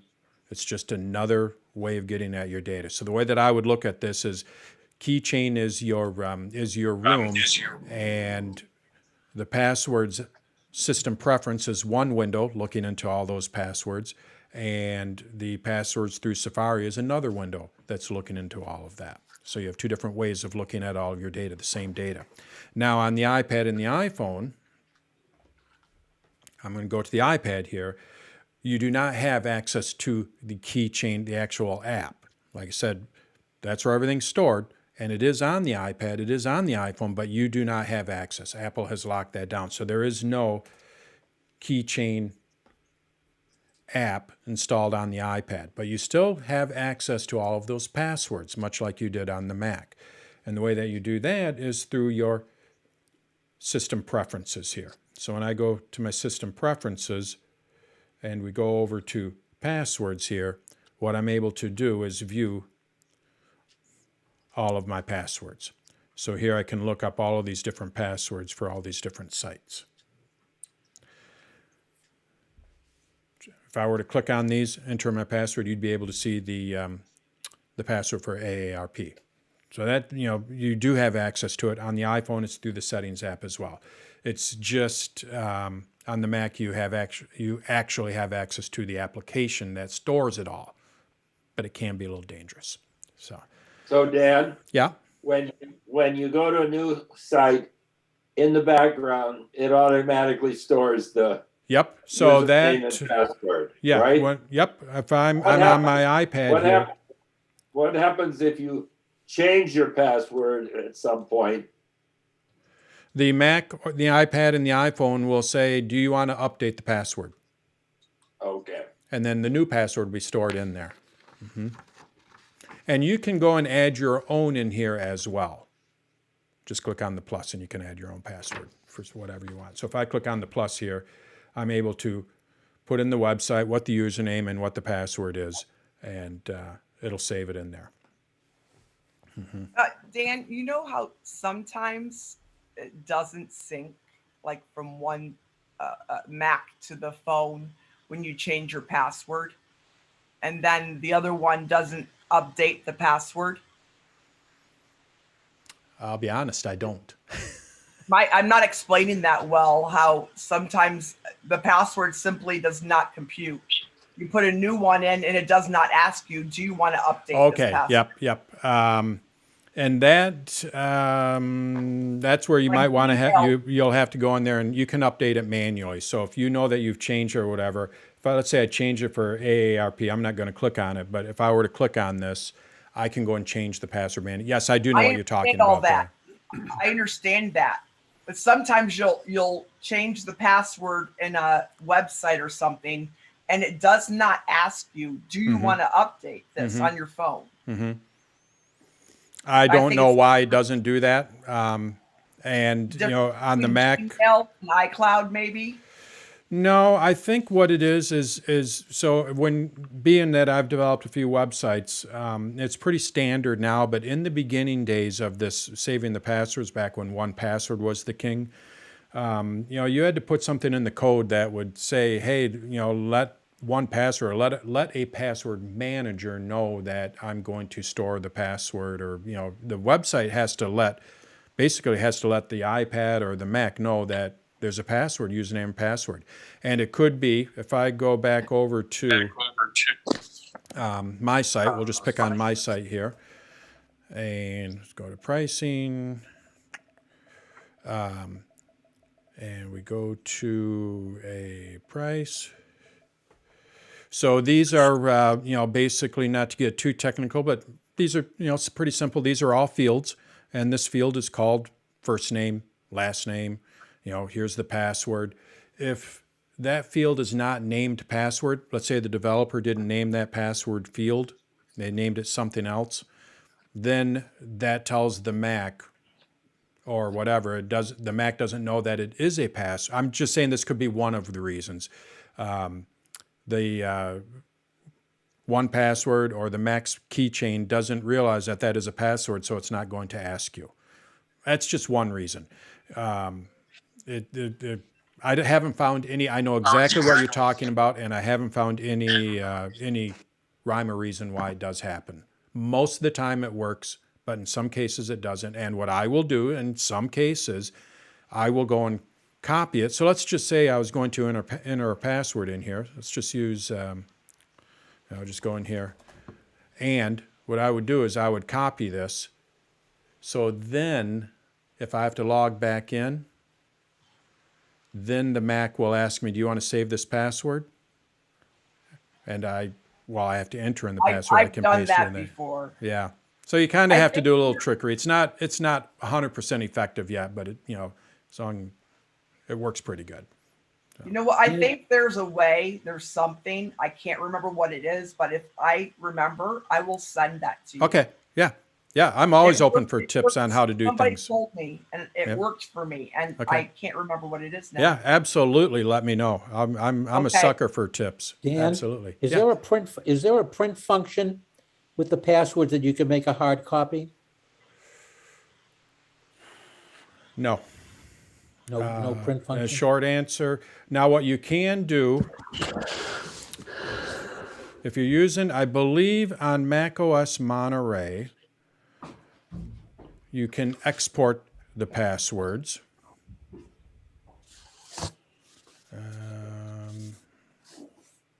What's this? You can export them, and then you could open it up in Excel or whatever, and then you could print them out. Okay, so it'd be a spreadsheet function. Yep. but there's not any kind of a print function within the actual keychain or anything like that. All right, let's see, what else do we have here? How to lower the volume to 0. I'm on this. I know you brought this up before, Kevin. Is this like you can't turn the volume down on your iPad, or? No, no. I was going to ask you this again. Right now, just before we started, I went ahead and hit my little volume thing, and I turned it. It literally on the gauge literally will not go to 0. And it's not just yours, but it does happen to yours. Right. And it happens to, I go into a meteorological webinar too. And same thing, can't get it down. And an example is, say that, you're talking, okay, like this right now. And my phone rings, okay, so I want to talk. So I want to mute things so that, you don't hear or whatever. Yep. But I can't do it. They would still be able to hear you in the background. Okay, so it's very frustrating, and I know it happens with the meteorological one. I know it happens with you, and I think there might be one or two others that I've seen it happen. Some I can though. Some I'm able to 0 all the way down. So yeah, I know you said you'd look into it, so I was just curious whether you did, if you had a chance to look into it. No, and I'm trying to. So I'm going to ask you: are you using Zoom on all of these? Yes. Okay. Well, I'm using Zoom for yours. Yeah. The meteorological one. I'm not sure that's Zoom. I don't think that is. I think it might be WebEx or something like that. And is anything plugged into your iPad? Are you using it as like a second display or anything like that? It's just on its own. Okay. The reason why I ask, if I go to my iPad here, because I did try this a little bit. Look at my iPad here. When I go to my control center, you're going to see I can't control my volume. I know, and I've tried, because I've gone into it and I tried to do that. And I think you mentioned that to me last time. I think when I said I'd already tried it, I go into control panel and drop the thing. The 0 has no effect. I'm hitting my volume controls on it, and you can see it's not doing anything. Is that what you're talking about? Okay. Now I can mimic it. I mean, I can lower it. I can go into I my can't do control that. pad and I can lower it. It doesn't affect the volume. It doesn't affect the volume on now. I mean, if I'm listening to a CD or a program on streaming, yes, it will. Okay. But not I think on I'm starting to get a better things. understanding. Now I have a better understanding. Let me play around with it a little bit. I think I have a better understanding of what you're trying to do. I think it's two sources there, but let me tinker a little bit more. So, all right. What else do we have here? I think we're getting towards the end. So you can't use your volume button on your iPad? Not when he is, like in Because this, I he can't noticed on my adjust. control center, I couldn't lower the volume on the control center, but I could on my volume on my actual key on the iPad. Interesting. Yeah. And I'm not sure exactly the first thing I need to do is try to replicate what's going on. I thought maybe I had it, and I'm getting close. So like I say, I go back to my iPad here. You're going to see I can't do anything on mine. I am hitting my volume controls, and it's not doing anything. But I have something plugged into my iPad. If you go into System Preferences on your iPad and go to Volume, you can just shut the volume off. You have to go down to Volume. It's way down. I know what you're talking about. I'm having a brain freeze here. Where is it? Oh, Well, sound. if you type in the It's under search bar, sounds. it'll take you right there. Mm-hmm. If you go to the search bar on top of the settings and just put in Volume, and then go to Volume. Okay, this is And an then at the bottom- accessibility. All right. You shut the volume off. It's right at the bottom of the screen. Yep. Yeah, it's being covered by whatever this little bar is here. Right. There it is. There it is. But that's for your quick settings on VoiceOver. But Kevin, if you could, when you go to Sounds, over here in my Settings app, I'm in Sounds. I have ringer and alerts here. Change with buttons. So I should be able to, yeah, see it's not working, but let me look into lock sound. Let me see what I can find out on that. So I'll keep tinkering. Okay. Syncing messages across my devices. Oh, we already covered that. That's where what you'll want to do is go into, on the iPad and the iPhone, go into iCloud and make sure that messages syncing is on. And on the Mac, you need to go into Messages Preferences. You don't go into System Preferences. You need to open up the Messages app, go to Preferences, and then iMessage, turn on syncing. So, what else do we have here? How do I network my 3 Macs so they all get whatever I create transferred to all 3? The only way that this would work is if you have a network drive. So I have a network drive on my Mac here. And basically what a network drive is, you don't want to have an external drive. If I plug in an external drive here on my Mac, I can't plug in that external drive into any other Mac. So you're not going to be able to share it unless you unplug it from one and plug it into another. I don't think that's what he's talking about. I believe what he would like to do is have all 3 of his Macs or all of his devices just connect up to one drive, and when he moves, no matter what device he's on, when he moves a file over to that drive, he can access it from any other drive. Much like basically iCloud, Google Drive, they all work the same way. So that is absolutely one way of doing it. Just use Google Drive or iCloud. Well, you couldn't use iCloud Drive. Google Drive. Well, you could use iCloud Drive. Sorry, I'll start over. With iCloud Drive, you have to make sure that you're signed into the same account on all of the devices. If you're signed into the same iCloud account, basically, when you go over to iCloud here, anything that I put in iCloud Drive is going to show up on my other devices. Very simple. If you sign in with different accounts, like what I do on my school computer, I have a school account on there, and they use Google. So what I could do is I sign into Google Drive on my school computer, and I can sign into Google Drive on my Mac, and any file that I put in Google Drive, I'll be able to access from, the other devices. And you can do it on the iPad as well. You go into the Files app, I should say iPad and iPhone, and when you're looking at all of your locations here, if I were to install Google Drive on here, I would see Google Drive as a location. So that's one way of doing it. And probably by far the easiest way of doing it. And what I say by far, there is another way of doing it. You can hook up a network drive. I have a network drive in my house here, and it's down in the basement. And essentially anything that is on my network has access to that drive. But it's pretty geeky to set up. I just added my MacBook Air to it, and it took me about 20 minutes along with some web page searches to figure out how to add my MacBook Air to it. They use Linux, and the interface has gotten a lot better, but I use Synology, but it's not great.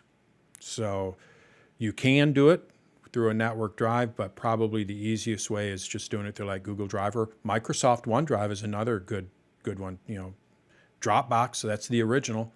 Dropbox, you can easily do it with Dropbox as well. Just sign into the same account on all your devices, and anything that's in that Dropbox you can access from all your other devices. So that's how I would recommend you do that.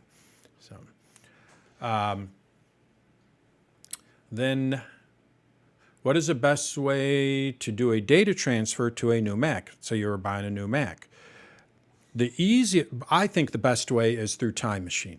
So basically on your old Mac, what you'll do is you'll do a Time Machine backup. Hopefully everybody's using Time Machine. You back it up, and then when you get your new Mac, Apple just steers you through it, and you can restore from your backup.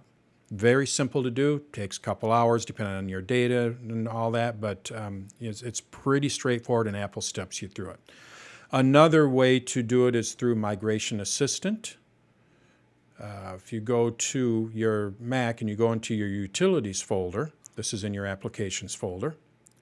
You're going to see there is an app called Migration Assistant. If I were to double click on this, it would steer me into, you want to migrate, basically you're migrating from one Mac to another. So it would tell me what I need to do to migrate to, I plug in the two Macs together and it'll move all the data over from one Mac to another, or copy all the data over. So those are the two ways, but the easiest way, excuse me, the easiest way is Time Machine. But you absolutely can use Migration Assistant, and I've used it quite a bit. A little tickle in my throat, sorry. Let's see. And can I ask a question about Time Machine? I back up Time Machine to my passport. Yeah. Is that still backing up my Mac, or do you Yep. just do, oh yeah? Yep. Or you have to do it Yep. to an extra large? So then what you would do, sorry, what you would do is plug in that passport, I'm losing my voice, plug in that passport to the new Mac, and then it would restore it. Oh. Wow. Okay. Wow. All right, we're going to start moving this along. I don't know what's going on here. That's what happens to me when I'm teaching and you talk too much. Yeah. It's called the teacher okay, voice. You coming start back, yeah. choking. Yeah. Yeah. And as I absolutely love how everyone's coming to these and it's starting to grow. I absolutely love that. But Kevin will be happy about this. As things go forward and I get more people, I really want to keep these down to about an hour, hour and a half at the most. But we get a lot of questions, and I want to try to help everybody. So the last couple, this one's going to be pushing 2 hours. What I'm going to start having to do is separate it out. So one AMA could be on the iPad, or iPad and iPhone, and the other AMA could be on the Mac. I already did that with last week. I had a class on the Photos app for the Mac. Next week, I'm having a class on the Photos app for the iPad, so I'm starting to separate that out. And just try to keep them a little bit more manageable. You'll see people have been starting to drop out. I think hour is pretty good. Yeah. So I do, eventually that's what it'll happen, is things will separate out a little bit. So, all right. So as I'm getting my voice back here, how much RAM do I need if I purchase a new Mac? Well, if it's an M1 Mac, and I love these M1s, I have two of them now. One, the school provided me with one, and then I have this little MacBook Air. I dare say you can go with the minimum amount, unless you're doing, some heavy photo editing and things like that. There's no reason why you need to go to higher RAM. The new M1 Macs, much like the iPads and Apple's processors, we've talked about this a few different times. They are just fantastic, and so fantastic that Intel actually hired one of Apple's top engineers. So, because they're that good, to where, Intel kind of grabbed one of their guys, that designed the Apple M1 chips. They are really that good, and you could easily get away with the 8 or 16, the minimum, unless you're doing heavy Photoshop work, things like that, or heavy Final Cut Pro. And when I talk heavy, I'm talking heavy stuff when you have a lot of layers and things like that. I personally would say that most people can easily get away with the minimum amount of RAM. So, Good. all right, my voice is starting to come back. Good. Okay.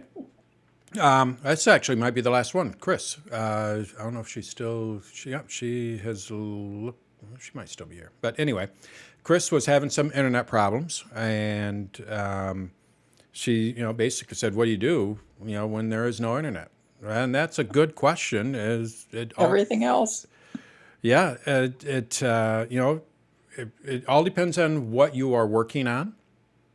If you have a Chromebook, there's not a whole lot you can do, because the Chromebook is basically browser based. The Mac, it does store stuff on the Mac, so that's really good. But if you are working with the Photos app, what it needs to do is download the original photo. If you store them in iCloud, and it's not going to be able to do that. So, you might run into problems with that. If you're using Dropbox, like I mentioned earlier, you store all your files on Dropbox or Microsoft OneDrive.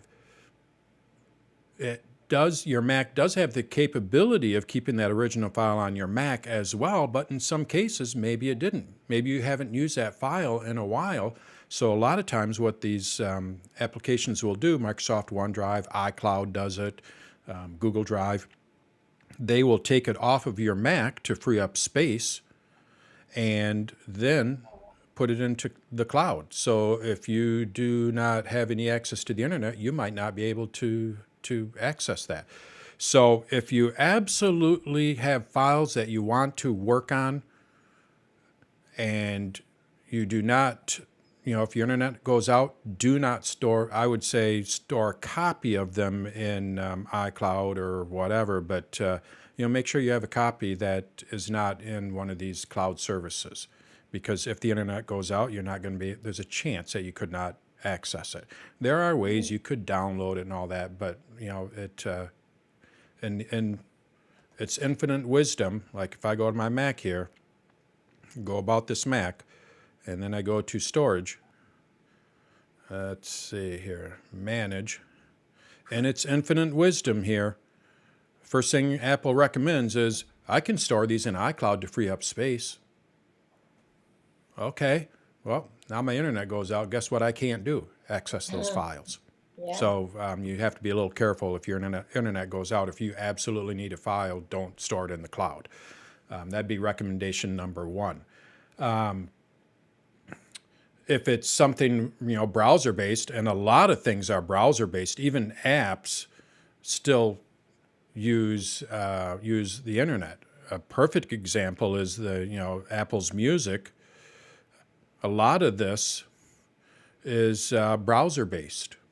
So if you do not have access to the internet, you're not going to have, you'll have access to your music, but you won't have complete access to the app and all that. So even though it's an app, Spotify, that is a browser-based app as well. I mean, it stores stuff locally, but they rely heavily on the internet for a lot of its services. So, you have to be, basically, and I think it's moving more towards that way.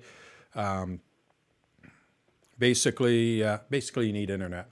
And what I have done in the past when I needed internet, let's say my internet goes down and I need to access a file or whatever, depending on your plan that you have with, Verizon, AT&T, T-Mobile, or whoever you have, you can always hotspot. And then hook up to the hotspot and access the file that way. We also use hotspots at the school because we have filters on everything, so the students can't get at, certain things, obviously. But it certainly doesn't help when we need to troubleshoot something. We can't get at something, and we can bypass the filters. But when we're trying to troubleshoot, we need to know if it is a filter issue or not. So a lot of times, the first thing that we do is we connect up our computers to hotspot. And if we can access whatever we need to access with the hotspot, then we know it's the network. There's something blocking it in the network. If we still can't get it via hotspot, then we know there's something else going on. So, hotspots are a great thing. But depending on your plan, you might have to pay for it. I am on an unlimited plan with Verizon, so it does come included with my phone, so I can easily just turn hotspot on and access it. So it depends on your plan but that is a great way of doing it. I think that might Dan, be it. I have two comments and one question, if that's okay. Go for it. Yeah. Yeah. So the first comment is, I'm on an iPad, as you well know. That's all I use. You are still a little jerky. You were very smooth until you did whatever you did. Okay, like an hour and a half ago. But then, so you at least have some feedback. I can tell you that on my iPad, you're still a little jerky. Not a lot, but definitely not smooth like you were. I'll go with the reason. So I did some investigation on this, and basically what's happening is Zoom, because we're using Zoom puts everything at a very low res by default. So I'm a paying member of Zoom, so I can ask them to go up to 720, which is what I was at, not to get into technical things, but if I go back to my regular thing, what most people use in Zoom is either 720 or 380. Very low resolution, but it works fine for most people. All we're doing is looking at everybody's face anyway. But when you're doing screen sharing, and I want to show the detail of stuff, then what I do is I pump up that my resolution, and what Zoom does is it prioritizes the resolution and lowers the frame rate. So that's why you're getting, it's a Zoom thing. I am live streaming this on YouTube just for fun, just to see how it works. And my guess is if you were to go to YouTube, you would not see that, because YouTube doesn't do that. So I'm not trying to pass the blame, but there's a reason why it is what it is. And this happened in December. Zoom really stripped down how they do things because they got overwhelmed. So in the last month and a half or whatever, this is when things kind of fell apart for a lot of people in my case. And we're trying to find solutions. Zoom But Zoom you've been smooth brought on my things up iPad. It is smooth on yours? It's jerky. I know what Kevin's talking about. I had to do the same thing, and I would have my iPad running, and I'm like, But then I go over to Beth's computer, and it was fine. So I don't know what is going on, but I do know what is going on. It's just a matter of hopefully what will happen is down the road, Zoom will re-enable the HD for video, and it'll be fine. So. Well, some other information on that. But I appreciate that. I like that. It helps me figure out what's going on. So yes, go ahead. Yeah, and I'm still using. I'm not using 15. Okay. The other comment I was going to make is that when we were talking about the paste. Yeah.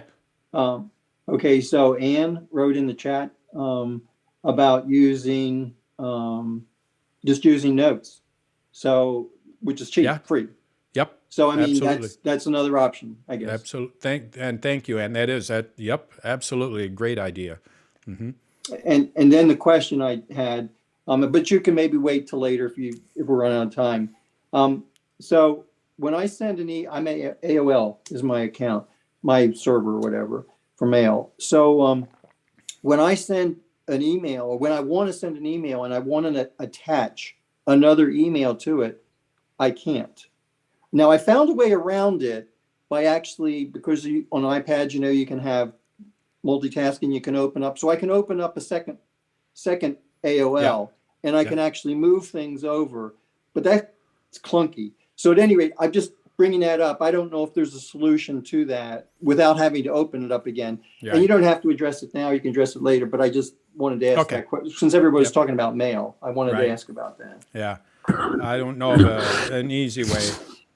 Like say, you've heard me say before, the iPad, a year ago, I said it was in its teenage years. Now it's in its college years. It's starting to figure out what it needs to be, but we all know that college kids do not know where they're going to be in their life, and I feel that the iPad is in that stage right now.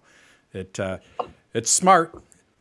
It has some big ideas, but it just doesn't know how to implement them yet. So, hopefully, once it becomes an adult, it'll solve a lot of its problems.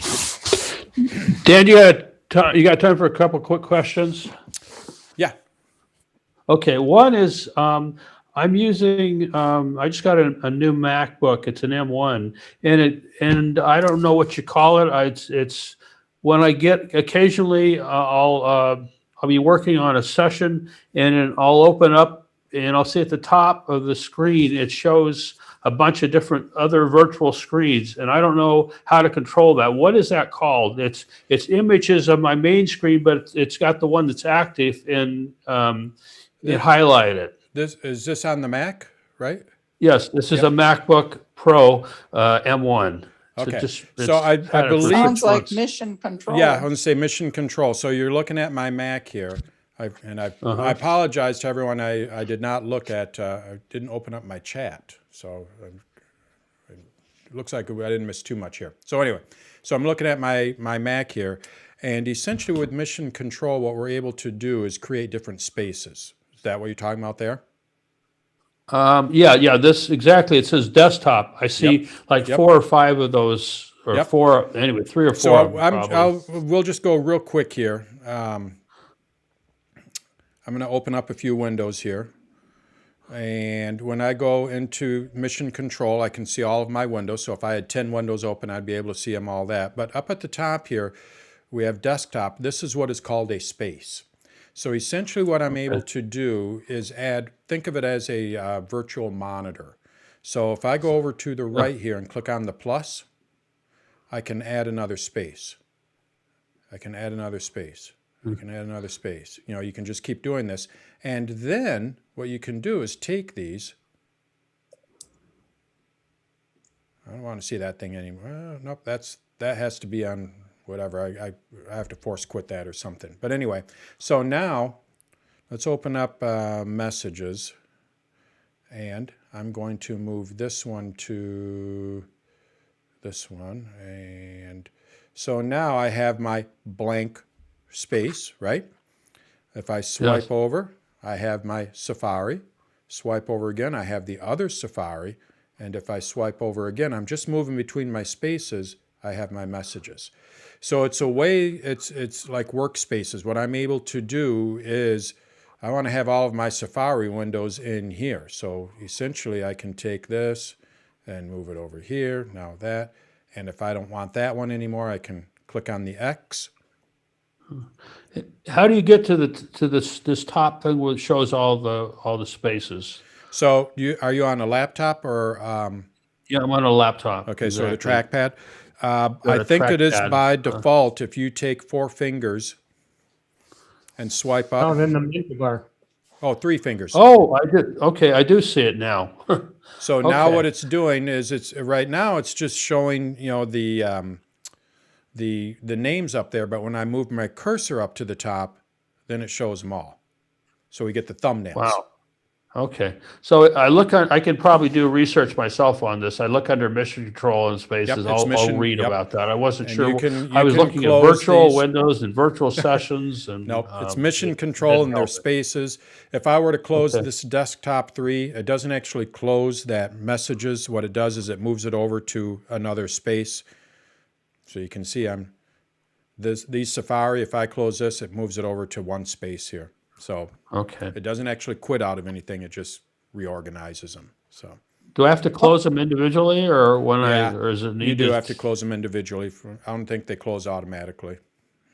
Once you start using, I just started using spaces within the last couple of months, and I discovered with split screen, you can have a desktop up there with 2 apps that you're working on, and then in another space, you know, a Word document, or another space, the internet, and you can flip back and forth, and it's absolutely wonderful. Essentially what it is, and we see a lot of the kids use it, it's really, you know, we talk about the iPad becoming more Mac-like, but in some cases the Mac is becoming more iPad, or it's very similar. So we're used to it on the iPad where we can swipe back and forth between our different applications. Well, if I open this up in full screen, and I open this up in full screen, and I open this up in full screen, I now have 3 apps like I'm on an iPad. And this is how a lot of the kids, we joke about it at the school. It's like that's how they work. And nobody uses Windows anymore. They all use, you know, basically full screen, which in my endeavor in learning more about the iPad, this is pretty much what I do too now, because I just find it super. I'm not a great multitasker, so this gives me focus. So essentially what I'm able to do is just, and all it is different spaces. And then you can take it a step further, and if you want to have it split screen, so let's say I wanted to have my messages here alongside Safari, just like we can on the iPad, now they're split screen. Wow. Do you have a session on this, a tutorial? I do. It's I do. If you go under the Mac, I just look for mission control, and you'll see it. Yep. Mission control. Or search for mission control. Yep. That's and if I miss fantastic. Thank you. anything, let me know. I think it's a couple years old, but they haven't changed anything. It's pretty powerful, and I use it on a regular basis. I don't necessarily use this view, but what I do is this. I am constantly 3-finger swipe. Just like on the iPad, this is what I do. You know, Okay. Wow. The last question I have is with archive stuff. When you archive stuff, is that retrievable or where does it go? Yeah. When are you talking about mail? Yes. Yep. So when you archive it, basically what it does is it archives it. Like, just think of a standard archive. You know, it's there as long, it doesn't delete it. Archives are not deleted automatically. So in general, what it does is, I don't know if it's Google, I don't think they call it an archive folder. I forget what they actually call it. But on the, Because I was trying to retrieve it and I couldn't figure out how to do it. And the easiest way is just to search for it if you can find it. You know, because you know, but yeah, if it I know goes you're running into the out of time, archive, so I don't it want shouldn't to delete take any more of your time. But that's great. All right. Appreciate the guidance. Yep. Thank you. Dan, it's your next AMA. Could you talk about that Set app, that new website where you can pay money and get access to hundreds of apps? Oh, the Set app? Yeah. Yeah. Is that you? I saw that. Oh, yeah, you did mention that. So what she's talking about. You there's a don't have web- to do it tonight. You can do it at another A&M since it's so late. Yeah, I'll just, real quickly, if you go to Set app, this is a website, you pay them a monthly fee, and when you pay them a monthly fee, you get access to all of these different apps, including Paste, which I talked about earlier. Most of the apps are a little bit more on the geeky side, but they do have some pretty good ones in here. Here's Paste, here's Clean My Mac. And Clean My Mac is on there. Mm-hmm. And I think, what is Because it? I was thinking I already own about 8 of those, but Yeah. the The thing updates is, cost money, and I figured this would be cheaper. Yep. If you use a lot of these, and you can see they have a lot of apps, but you know, a lot of them are more on the geeky side of it. But yeah, they do have some pretty nice apps in there. And yeah, I would dare say if you use 2 or 3 of them, this might be the better way to go. Absolutely. So yeah, I'll Okay. yeah. Let's see if I was just wondering if you have used it yourself. No, I haven't. But I look at it about every 6 months. I'm not at Okay. that level where these apps that I use, it's not, I haven't found that level yet, but I do. I watch, you know, if they come out with a great app, they might throw me over that threshold because I'm with you. Well, now I've Paste, I've Cleaned My Mac, and really all I need is 2 or 3 more that I find that are essential, then it might pay for itself. So, yep. Yeah. Okay. All right. Well, let's Very good. call that a wrap, everyone. And next week I'll be talking Thank about you. photos on the iPad, and then the following week will be another AMA. And thanks again for your support, and hopefully I'll have this video up tomorrow. Other than that, we'll see you. You're going to send out a registration for that next week? Yeah. Yes? Yep. Okay, thank you. You should get that on you. Monday. Yep, absolutely. Thank you. All right. Thank you. All right. We'll talk to everyone later. Thanks, Bye. Dan. Thank you so Bye. much, Dan. Good night. Yep. Thank Have a you. great Thank night. you. Sleep Thanks. really well. Thanks. You too. Oh, Thank you. my cancer thing came. For those of you that know Good. that I had cancer 4 years ago, appendix cancer, and I went to the oncology doctor. I go there they give me a scan. I go to the doctor every 6 months, but I get a scan every year. And he's like, there's no sign of it. So he said, basically, next year will be my 5-year mark. And he goes, then we can part ways. And I'm like, I'm not sold on that, but okay. I got a year. I got a now year in to my figure prayer that list. out. And he's like, That's it's good. negotiable, but I got a year to figure that out. But in the meantime, yeah, I tell my wife, looks like you got me for a while yet. So Good for you. And we got you too. yes, yep, Yeah. I'm going to be around. So, all right, thanks everyone. We'll talk to you later. All right, Thank you. God Thank you. bless, Dan. Bye.